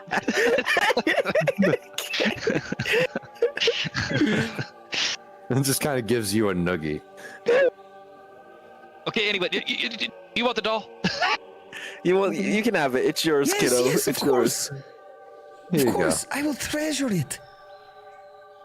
All right. Okay. Did you find did you find Father Lucian's thing he was looking for? We found Yes. Father Lucian's thing. Yeah. Oh, good. That'll make him so happy. I'll go see what he's doing right now. See how I can help. Yeah. And Yeah, he go kind of help like the father. Go skips. help the father and Irina. Pop skips away, dragging the toy with the heads bouncing off behind it. That's adorable. You know what? I'm happy we got him that doll instead of a longsword. Yeah. I I mean, see the it's- pill. You see the pill? I see the pill. Yep. Okay. We can level him up. You know, like when he's ready. Yeah, fair enough. All right. Still feeling a little lightheaded, but should be able to make the trip. All right, let's start making our way to the west side of town. Yeah. Yep. Sounds great.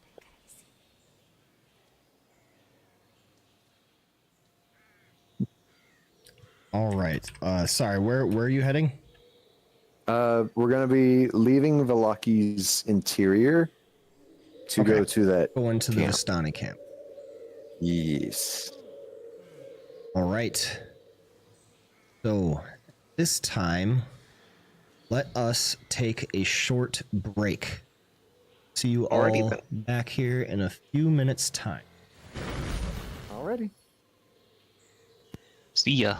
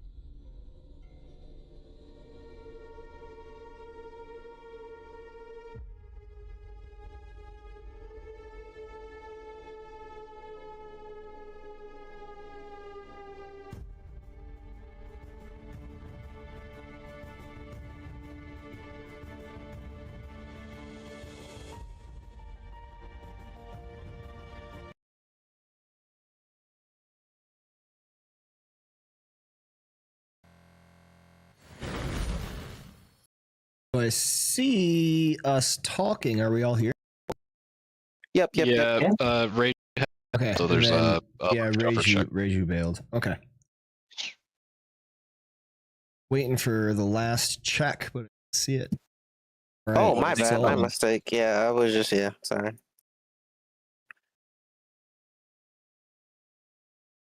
Right. Oh.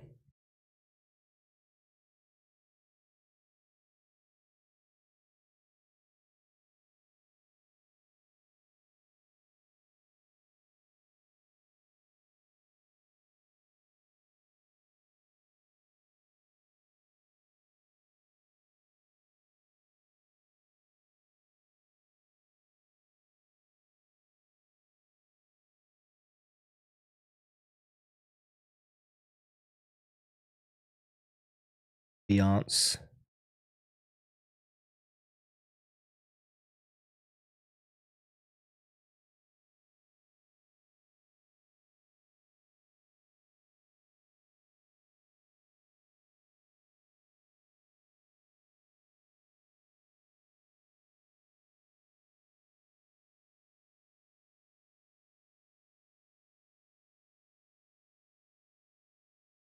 All right.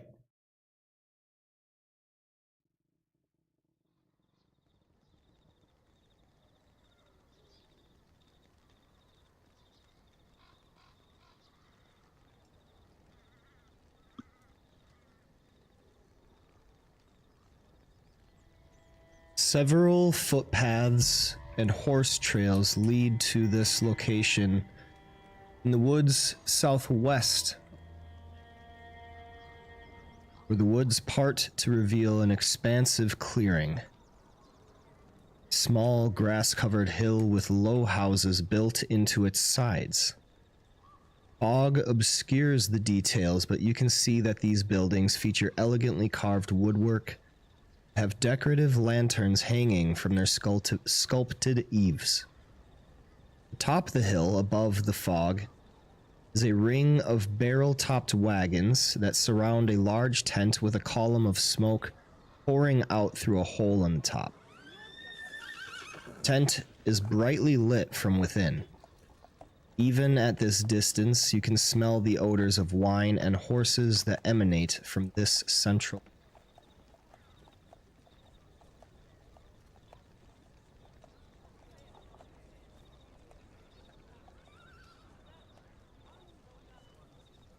Where do you...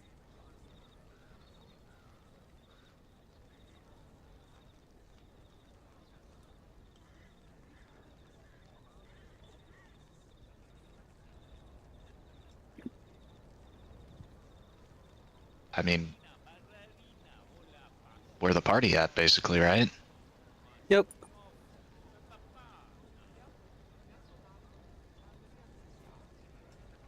Let's go reconnect. Let's go yap it up with some folks. Let's go drink and spill some tea.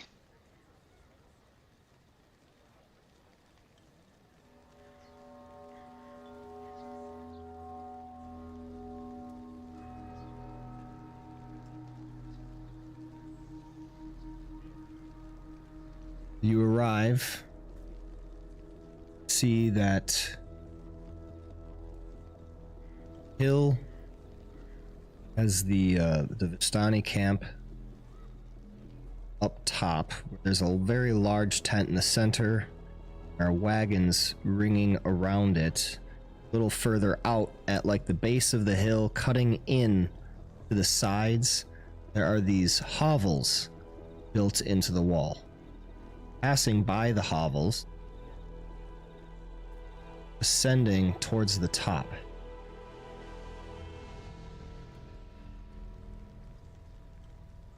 What's the vibe? I mean, last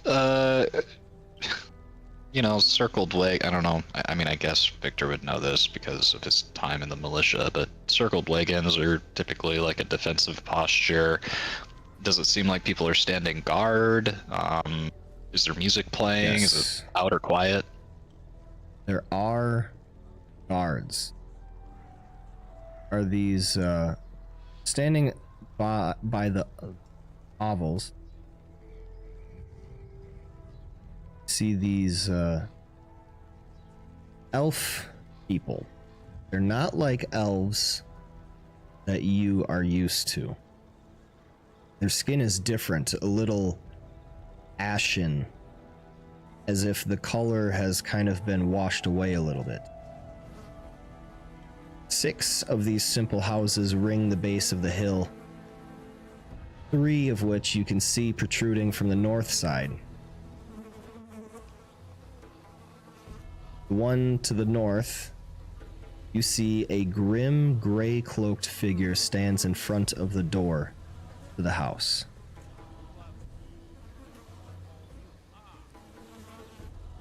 He doesn't do anything at your approach, just kind of watches you as you're passing by.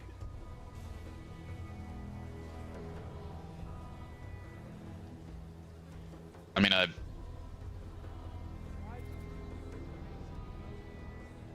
sorry, you said that he was looking grim and...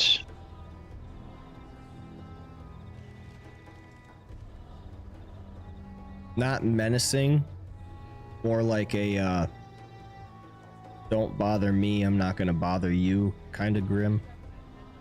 Yeah. Kind of like, you don't belong here, but you know what, like, I don't need to deal with it. Yeah.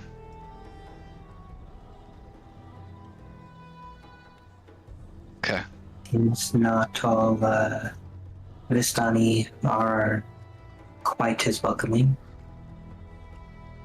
Yeah, is there a way maybe I can, take my scarf and wear it a little bit more outside of my garb, so it's a little more obvious? I mean, I guess there could be different patterns for different.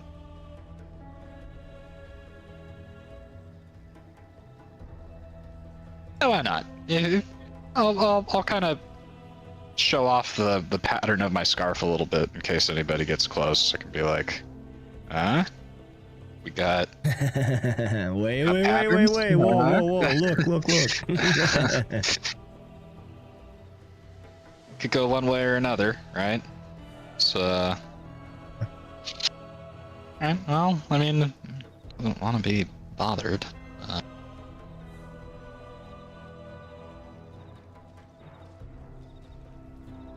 If nobody stops us, Ember will continue up the hill.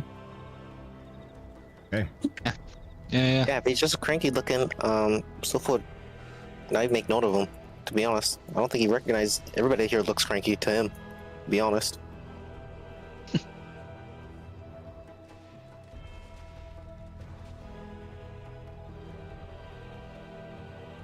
Why wouldn't you be cranky? Fair point. Question, I suppose.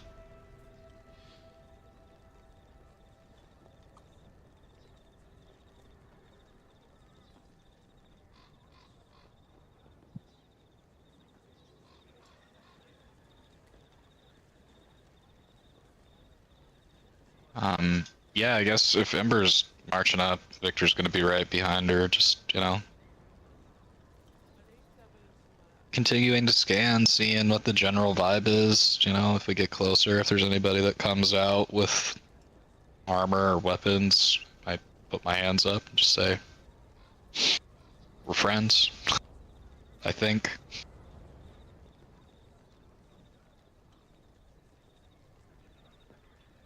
Hilltop is covered with steaming piles of horse dung. More than 24 horses are tethered to stone blocks inside the circle. Inside the circle of wagons, but outside of the main tent. Most of the animals are draft horses, but a few of them are riding horses equipped with saddle. There are a number of barrel-topped wagons. Some, you hear heavy snores from within. Others, there is loud voices and laughter spilling from the wagon. There are raucous screams and laughter of children. Yet, some bear silence. To have you on a map, feel free to move. Ember will follow the sound of children, I suppose, since we're here to deliver a gift. Yeah. Yeah, same. I'm gonna be lockstep with Ember.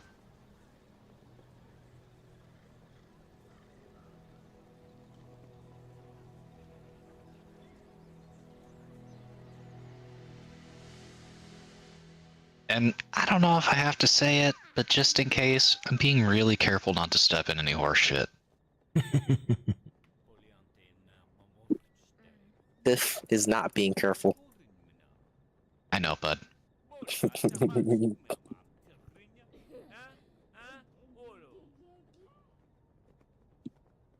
Right. I mean, I assume Following the probably- sounds of laughter and children, you see one wagon has a Vistani adult, two young children. The adult looks to be watching the children playing games. At your approach, he looks, his eyes kind of squint close together a little bit, and then he actually shuts a flap of tent on you.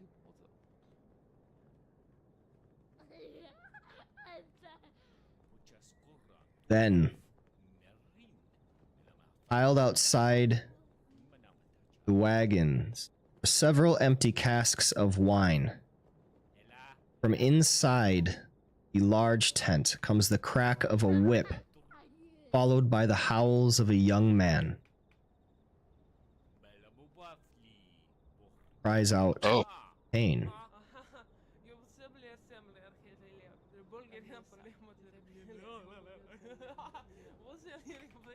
oh.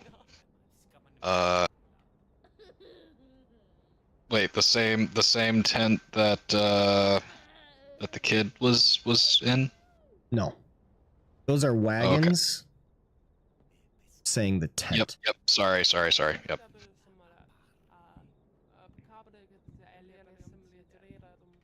I'm just gonna hunch down a little bit and say, hey, Ember, that sounded like a bad kind of whip and scream, not a good kind of whip and scream. There are Picking up good the type. same. There are good kinds of those. That's my point. Didn't sound like the good kind. I've been thinking since we got here that for a child named Day, it is rather grim. Yes. Boy, that sounds like a hell of a party to crash.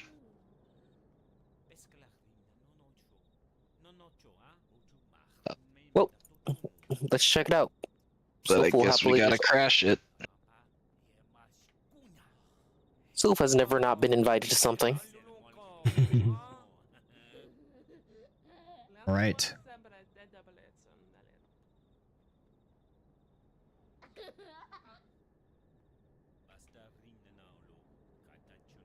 As you duck inside the main tent, you hear the sound of splintering wood, shattering ceramic. Blinking through the haze of smoke that fills the interior, you see 3 sputtering campfires burning low with embers. A total of 6 Vistani sit around the hearths, watching the source of the commotion with solemn, sympathetic looks. A shirtless young man kneels on the dead grass by the center of the tent, his eyes downcast and his face pale. Beside him, a broken wooden crate sits amidst a pile of broken pottery shards, several of which are still wobbling from the force of impact. A dozen feet from the kneeling youth stands an older, larger man wearing studded leather armor and a thick, well-trimmed beard. His eyes are bloodshot.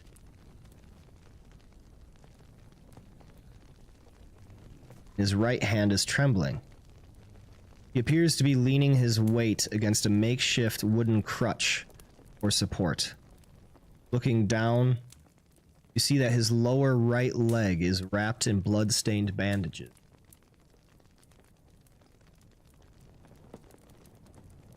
You were supposed to keep her safe. The larger man bellows hoarsely. He whirls, his hand grabbing blindly as if for something else to throw. Sweat beads on his forehead, and he chokes back a sob of rage. My little girl! And now! He wavers unsteadily, stumbles. In a blink, a third man, also clad in studded leather and wearing a fine-trimmed goatee, steps out from his shadow, catches the larger man on his shoulder before he falls. Easy, brother. Third man murmurs. You've lost a lot of blood. He glances up and catches sight of you, his brow tightening almost imperceptibly. And it would appear that we have company.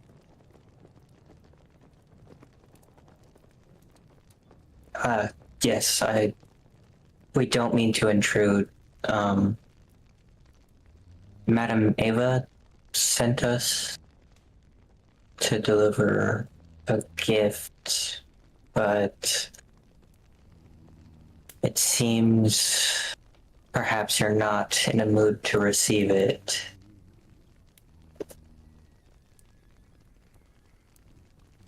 Should we come back? A gift? Perhaps we could help with something. Madam Ava? Well, Yes, if only the child's you name had day. come sooner, maybe my little girl would still be here to receive it. And he winds a backhand, smacking the man that's on the...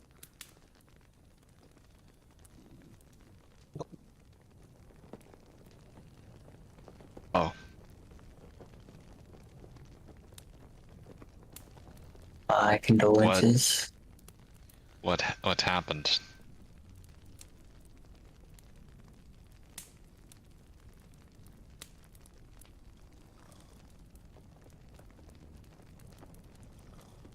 My daughter, Arabelle, the one who apparently you are here to give a gift to, has gone missing.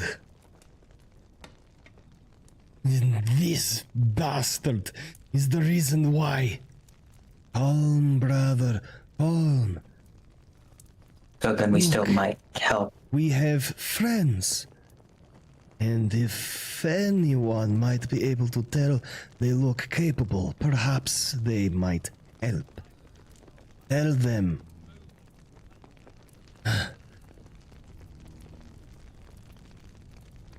Only a day ago, my nephew, Alexei here, was tasked with watching my daughter play in the nearby woods while I mediated a dispute between two of our families.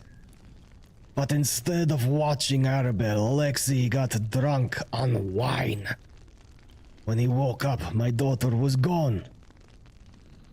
He claims that Young, a longtime member of our encampment, gave him the wine and had vanished when Alexei awoke.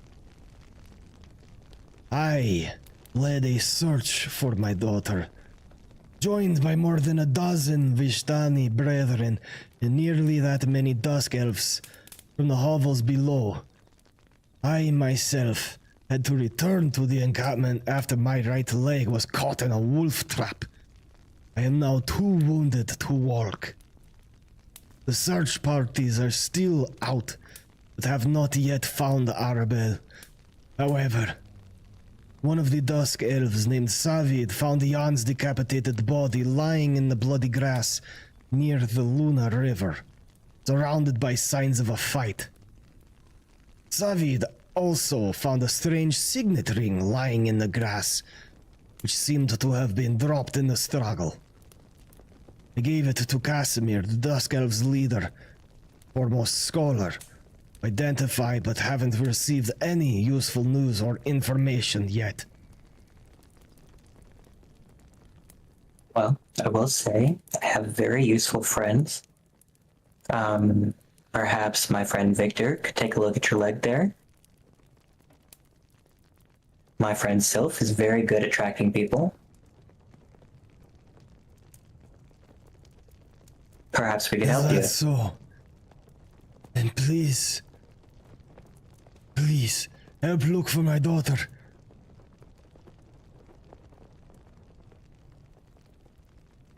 That signet Would I be able ring to? must lead somewhere. It must be tied to her somehow. You could speak to Casimir. You could go to the place and you search for her. Of course. Our Just friend because- Raju is a little under the weather right now, but I assure you, normally she is very fast.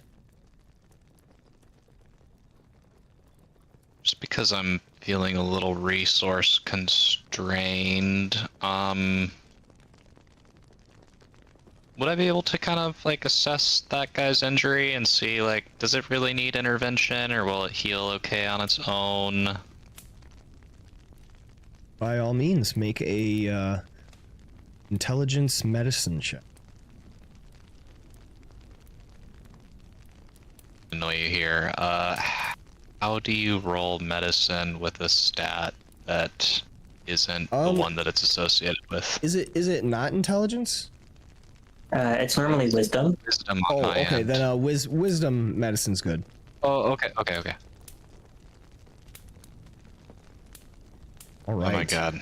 You know that this wound definitely runs a risk of getting infected and getting real south if not mended and taken care of properly.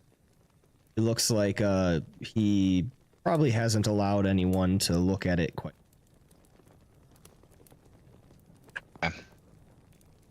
Above board, I think we'll take a rest soon enough. I think you're safe to expend it. If you have it. Well, worst case scenario, I have backup options, so it's all good. I'm gonna go up to the guy with the messed up leg and check it out and realize that it's looking pretty bad. I'm gonna say, hey man, you're gonna wanna let me take care of that for you, otherwise, you know, you could lose that thing. Seen worse, but you do not look good. I don't care. All supplies and efforts must be for finding my daughter. You can also tell that he's a little in the wine right now, probably to try and help with the pain. Yeah, alright, I hear you. But Oh, well, I need you- we tried. Yeah, I hear you, man. I got a kid too. I would do anything for them, but something that I was reminded of somewhat recently was if I'm not here, then that means that I can't be there for my kid, right?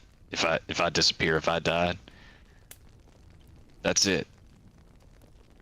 My boy doesn't have a son, or my boy doesn't have a father anymore. So we're gonna go find your little girl, but you need to be alive for her, you hear me? A heavy fist clasps you on the shoulder as you are speaking to this man.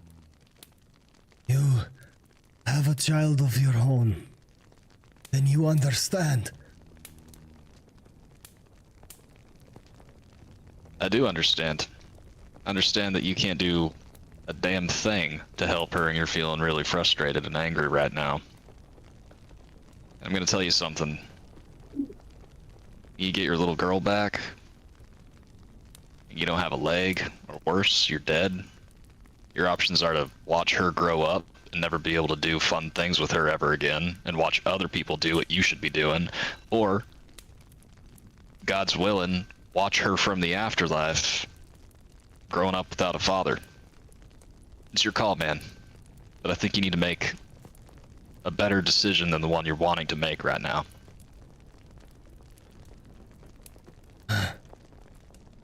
So be it. Do the right thing. If you are a hero, Feel my leg. Alright, you said that was Lavash? Luvash? Lavash? Luvash. Lavash. Alright, well, I'm just gonna burn a spell slot and cast Cure Wounds at level 1. Okay.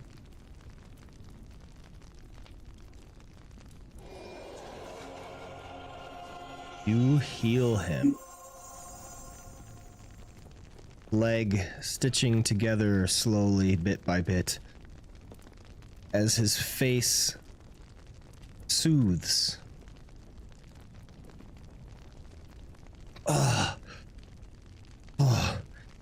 That does feel much better. Please. What is your name? I am Luvash. My name is Victor Lieben. Pleasure to meet you. Pleasure. Victor, please. Find my daughter. Speak with Casimir, the Dusk Elf. See if he has learned anything from the ring. Recover it from him. The Baron inside Vallaki has a vast library, but neither... Excuse me. Neither my kind Incredible nor the Dusk roleplay. Elves are allowed to... Yeah. Neither myself nor the Dusk Elves are allowed inside the city limits. You might be able to research about the sigil in his library. If you find any actionable information, or better yet, Arbel herself, I will give you a valuable reward. Let's worry about after, okay? We'll go talk to the Dusk Elf. I know it's gonna be damn near impossible for you to rest, but you know, it's gonna take a while for you to feel back 100% despite all that fancy magic I just did, so just know that we're on it, okay? We're gonna find her. Thank you, friend.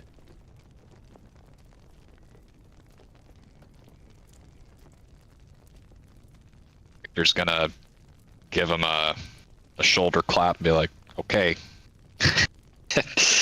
And then take a step back and look at the rest of the group and say, is there anything else that y'all can tell us about this, or should we be on our way here? Aragal says, well, that is the place of her disappearance.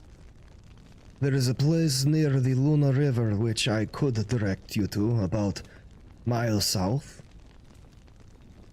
Any stranger happenings for the regions before she disappeared? Any suspicious activity? He shakes his head. No. There is only this business with Jan and Alexei.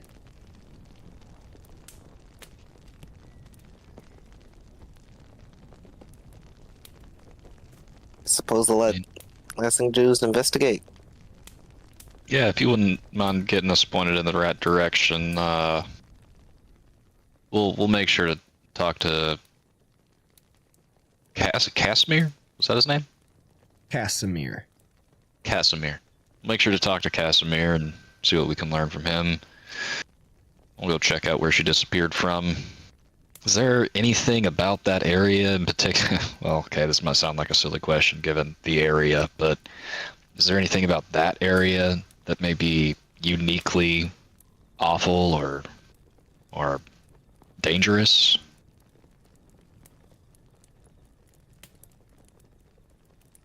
It's Barovia. Everywhere is danger. Well, yeah, no shit. That's why I said particularly, sir. Thank you. No. Nope. Okay, I'm not trying to start a fight. I apologize. Seems Trying like to help. Barovia is just a dangerous place, Victor. Have you been there? Who is this Barovia? I would like to meet them to let them know they have a stupid name. They do. All right.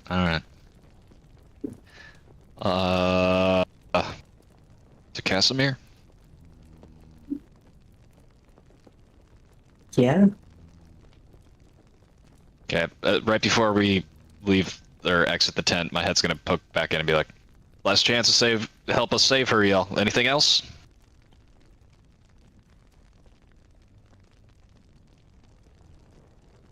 Okay, Aragal okay. is tending to his brother Luvash. It's worth a shot. You never know. Yep. Nope. Worth. Let's go find this More Casimir. information can't hurt.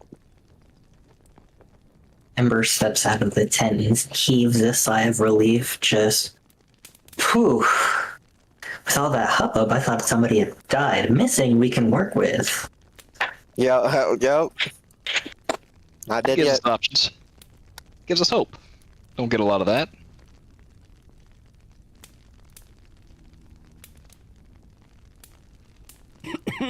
Agreed. You are good at finding people, right, Sylph? I hope so. Ember just said that you're really good at tracking people, so... You saw me chase down the vampire lady. I almost got her too. I was really close. They weren't Inside for them check. pesky kids. Almost got her. I'm... insight check. No, still has no clue what he's doing. His investigation is negative too. Yeah, okay. So Ember, I was thinking more along the lines of survival, maybe, since Oh, true, that does he's work. more accustomed to the wilderness, but... That is true. Okay. I do have that in the. I can if we get to the area, see what's wrong with it. Maybe. I'd be able to beg the DM, you know, the usual. Do a little beg. Pretty please, DM. Can I use survival? You know, the usual, the classic. Yeah, survival is for tracking. Hell yeah. Okay, yep. I feel like you could have made him beg more, but... Do you want me to do the survival check now, DM, or do you want me to wait until we get to? Okay, so Alright. are we going to the hovel, or are we going to,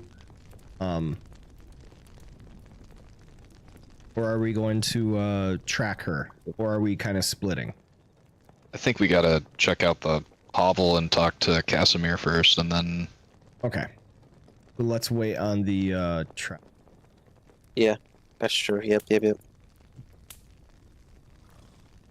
Okay, time to go talk to that surly, grumpy-looking dusk elf, I suppose.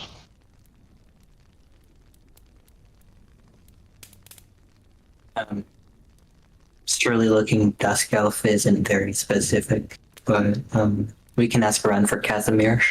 You just start yelling his name. Hey, yo, Casimir.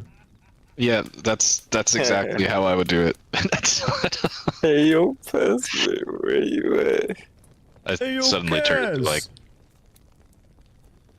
yeah, we're like in Rocky all of a sudden.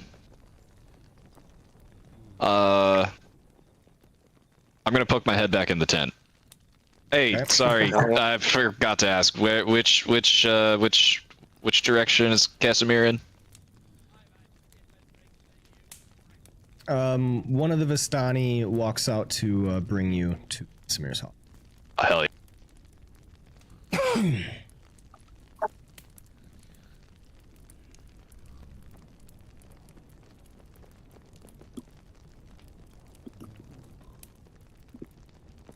So when we get there, is it the one that was looking grumpy from earlier, or did we go in a different direction? Different. Got it.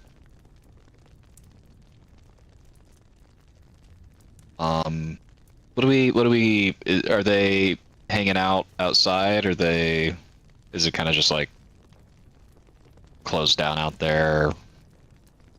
Knock and you shall enter kind of deal. You are brought to Smear's hovel.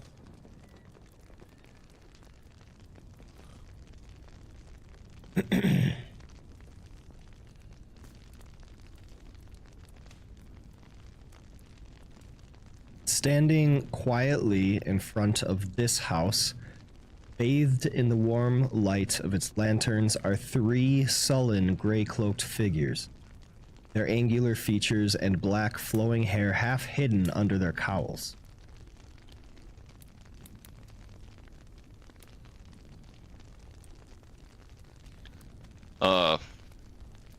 Hey y'all, we're looking for Casimir. Got sent by Luvash, helping him look for his little girl. They look between each other and then give a nod, allowing you to hear here.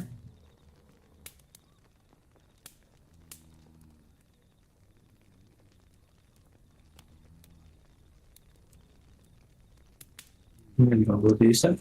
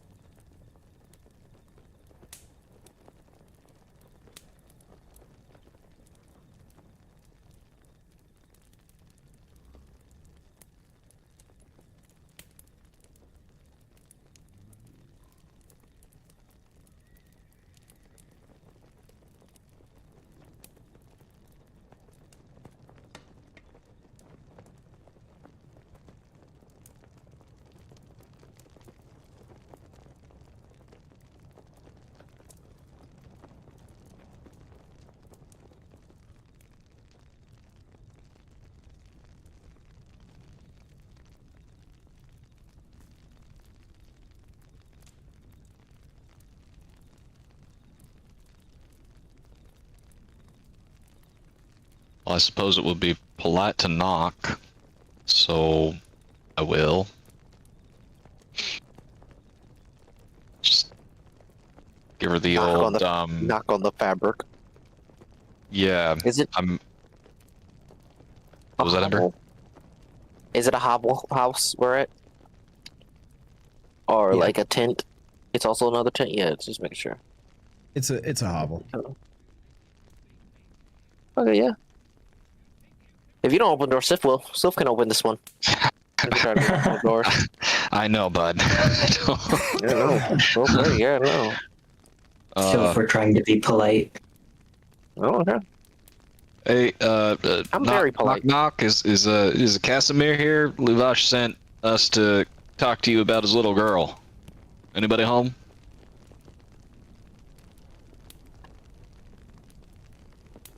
You are ushered in by the guards, where you enter into a small, cozy vestibule, several degrees warmer than the chill mists outside. The walls of this small chamber are decorated with hanging sketches and portraits of proud and wise-looking elves with dark skin, tree-born spires carved of dark wood, and artistic depictions of constellations and celestial bodies. Two curtains of dark brown fabric obscure the entrance to another chamber beyond.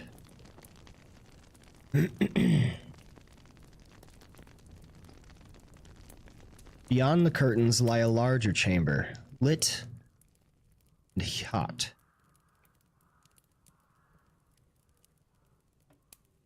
Hot sounds good. Opening the curtain, you see that it is heated by a fireplace at the north end. An old green rug sits facing the fire just beside an old wooden table flanked by several chairs. The left side wall of this comfortable room bears a dozen cubbyholes bearing leather-bound books and small wooden statuettes of elven figures, while the wall to the right bears a faded tapestry of a lush and beautiful forest beneath a noonday sun.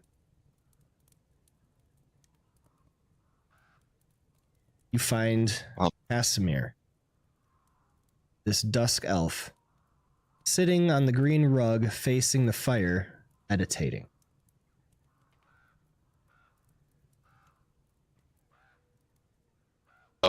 Excuse me, Casimir. Terribly sorry for interrupting your quiet time. Vivash asked us to come talk to you about his little girl, see what we could learn from you about what your investigation, I guess. Do you have a moment to talk? I do have a moment, in fact.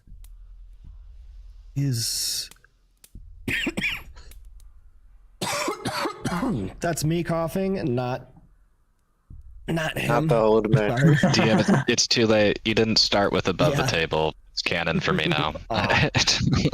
Canon old man cough.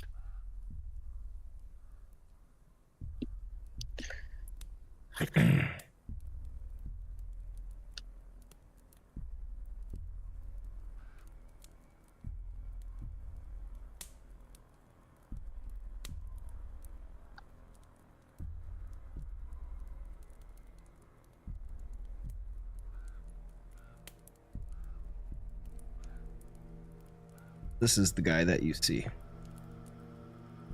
Hi. Cool. Is he holding that Hey. dagger?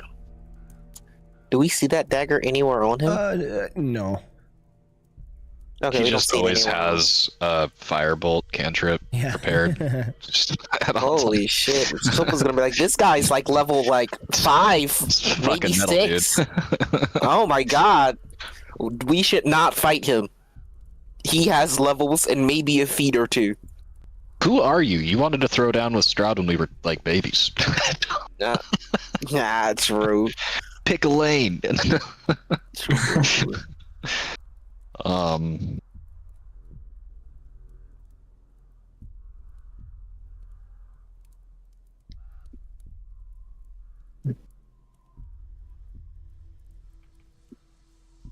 Yes, Luvash mentioned a signet ring.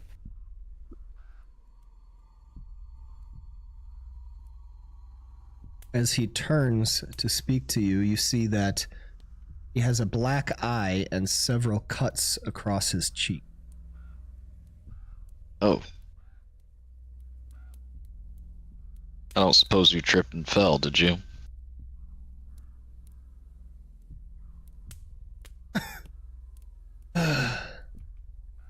I wish. Well, Luvash has sent you, yes? Then, what might I be able to do for you? I think Ember covered it pretty much. Luvash sent us to come talk to you about his little girl and maybe see if we can get our hands on that signet ring. Ah, these. Then he procures a signet ring from his cloak. I wish you luck. Could not identify it myself, which is odd in a way, given my knowledge of pre-Barovian heraldry. Long history in the valley myself. What might hold you on. be able to find, do you think? Probably more questions than answers, but really only looking for one answer, so odds might be in our favor. You said pre-Barovian? As in, Yes, like, the pre-Barovian culture, history. civilization that existed before it was called Barovia? Yes. Astute was not always called Barovia. That is a name given to it by its conqueror. Know about what this place was before what it is now? Or how this even came to be?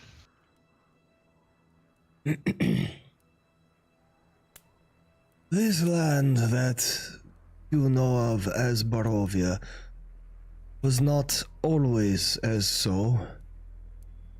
There was a time that the forest folk, along with the mountain folk, were one folk. But the conquerors came, that which is now the lord of these lands, Strahd van Zarovich. He came, and the forest folk allied themselves, while the mountain folk split, causing a schism. Oh, Sylpha's When gonna. Strahd took over complete lordship, he gave it the name of Barovia, in honor of his lord and father, Barov.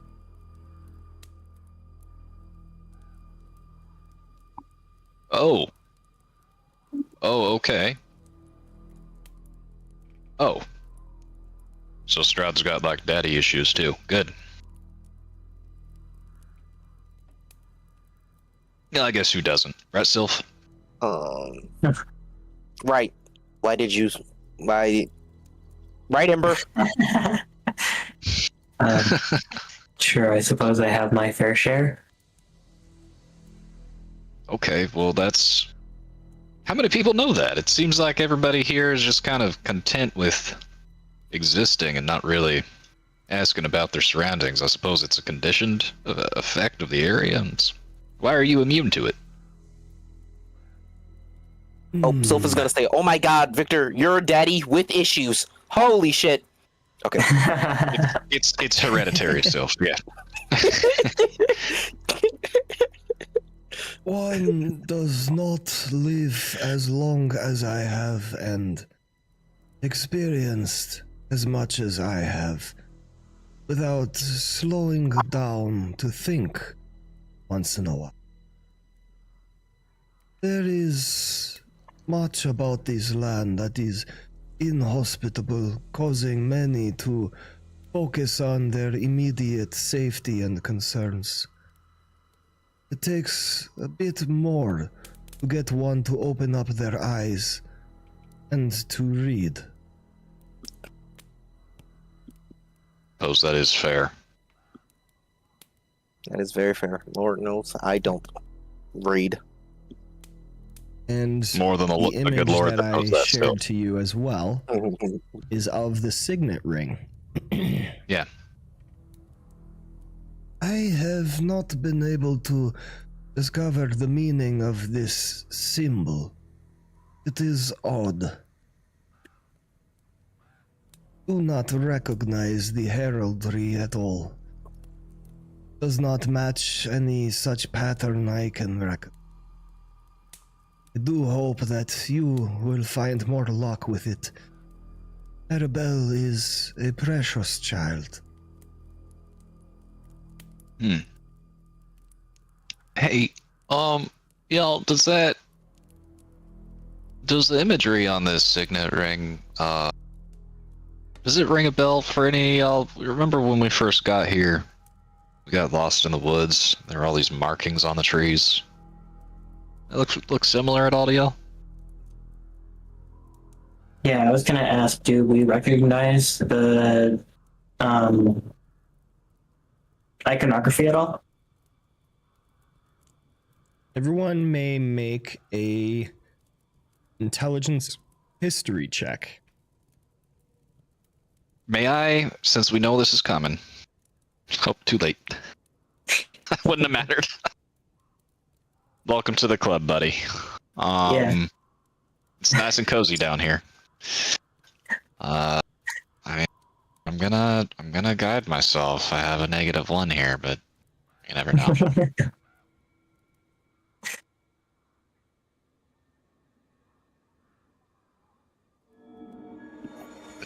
Sorry, Nomad, you said investigation? History. Yeah. History, sorry. Yeah. History. So, what do I get with the 3? +1. Oh, it didn't roll my... None of you recognize this from your travels.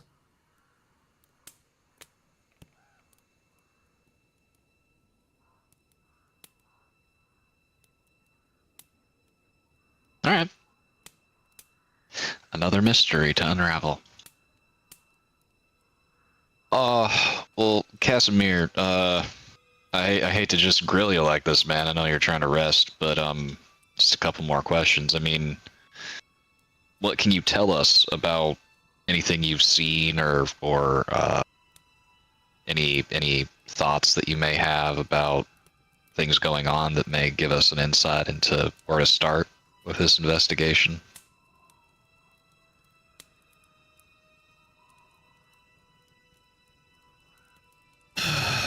Well, I hear that the Baron has an expansive library. I'm not entirely sure that you will be able to find anything, but it is probably a lead worth pursuing if you're able to win something of a presence within his library. Know anything about things that he might be interested in? I assume he's motivated by more than people just kissing his ass and saying yes. The way I hear it, flattery goes a long way. Understood.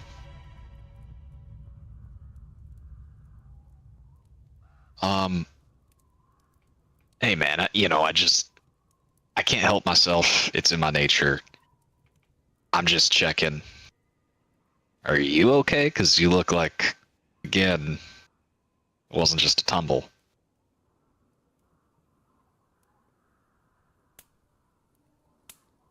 Oh,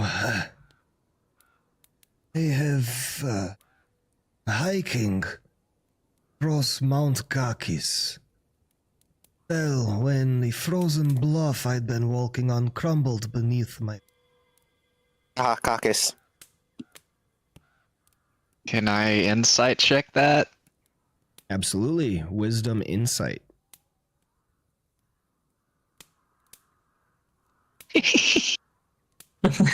Damn. No, you can't.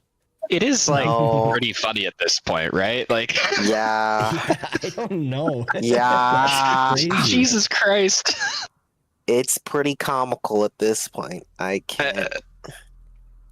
We gotta get a charisma. We gotta get a face back in the party, or we are gonna get fucked up, y'all. I was looking at it and I have the highest charisma. Well, I'm gonna be silent. Take it from here, Ember. You got it.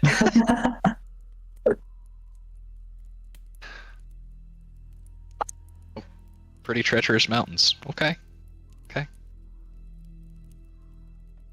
Well, is there anything else, Ember? Ember He will does go look on- at Go ahead. Casimir and I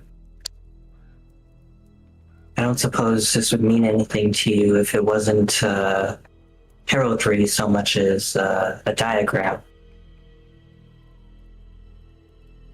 He Don't squints know his exactly eyes what and for, but furrows his brow a little bit.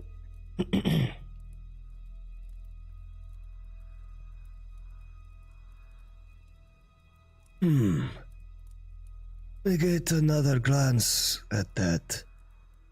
Looks at the ring, kind of turns it over.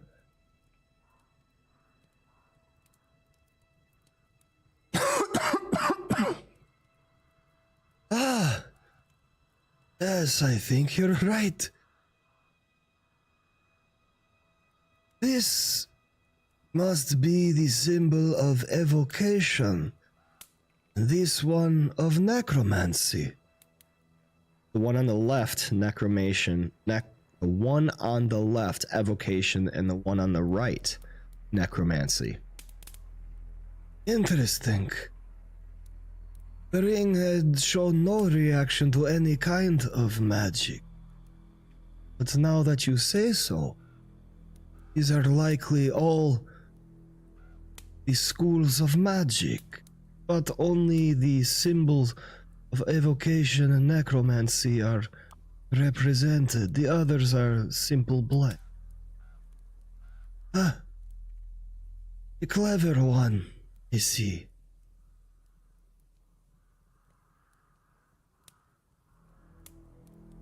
Bang, Ember, nice. Coming from outside this place, we do carry a fresh perspective. Yes, that is true. If you wish, I might recount a bit more of the history of the Dusk Elf. Perhaps it might serve some purpose. You might divulge something more than I have been. Please.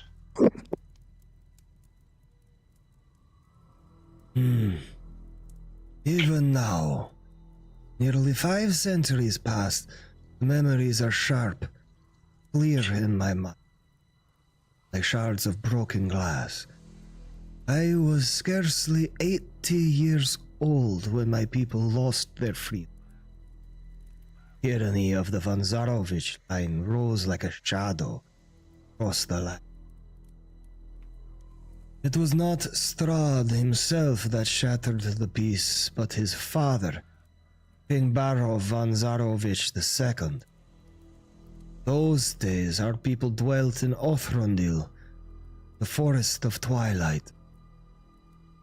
A council of princes ruled us, led by Erevan Lowenhart, my uncle and a master in the art of blade song.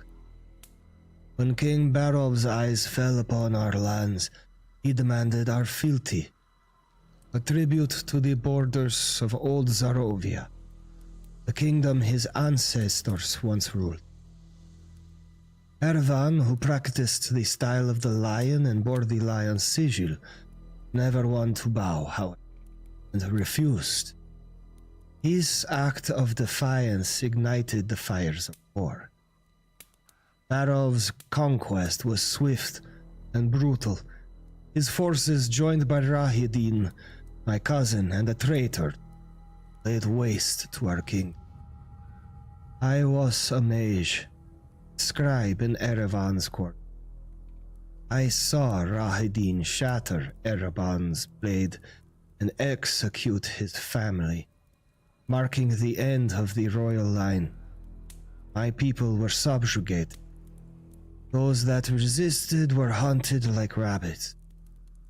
Barov ruled over us with an iron fist, and when he died and his son Strahd came to power, we rose in rebellion, leading the charge for freedom. Strahd was even more cunning and cruel than his sire. He quashed our revolt in a matter of days, slaughtered our people in a genocide that left less than 100 of. He left us, the survivors, to the mercies of the Vistani, took us into their caravans and led us to sanctuary in this valley. Strahd's hunger for conquest, however, was endless. Within a year, the last of his enemies had fallen, and he had claimed the valley for his own, naming it Barovia. We found ourselves trapped, imprisoned in the heart of our conqueror's new empire. By then, however, we had built a home here and chose to remain, hoping in our heart of hearts that the Vistani's kindness would keep us safe. And so here we have remained ever since.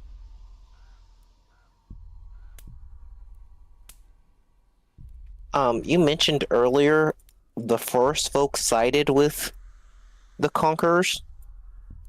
What do you mean by Yes. forest folk?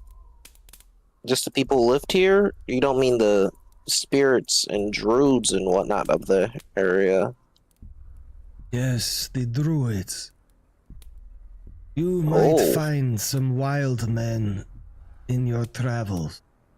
Those coming out of the forest. They are the forest folk by which I had mentioned.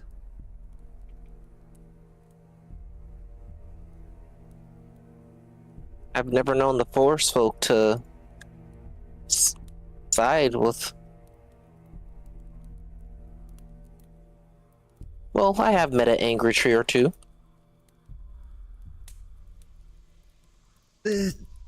There are those who split, went into the mountains, They are called the Mountain Folk. The Forest Folk came to worship Strahd as more of some sort of deity. Seeing his power over the land as evidence of his god power. Isn't that just neat?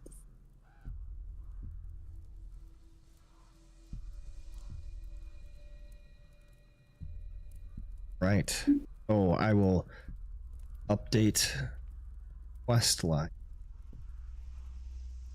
We will have to end our session there. Cool. All right, no problem. Fine, Sesh. Cool. Yeah. Fun playing with y'all. Yeah. Thank you, everyone, for showing up. A great time playing with you. Hope you had a great time too, and I look forward to playing with you next. For now, have a great rest of your night, and have a great weekend. Same. Right back at you. Take care, y'all. Bye-bye. Have a good night, everybody. Bye-bye now.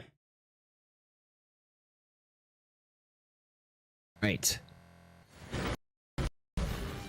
There it is, the latest of our session, our campaign, The Curse of Strahd. I am your host and Dungeon Master tNomad of the Tavern League. You can catch me every time I go live on Twitch and YouTube over my 3 separate campaigns. This is the Curse of Strahd B Team, which runs every other Thursday at 7 p.m.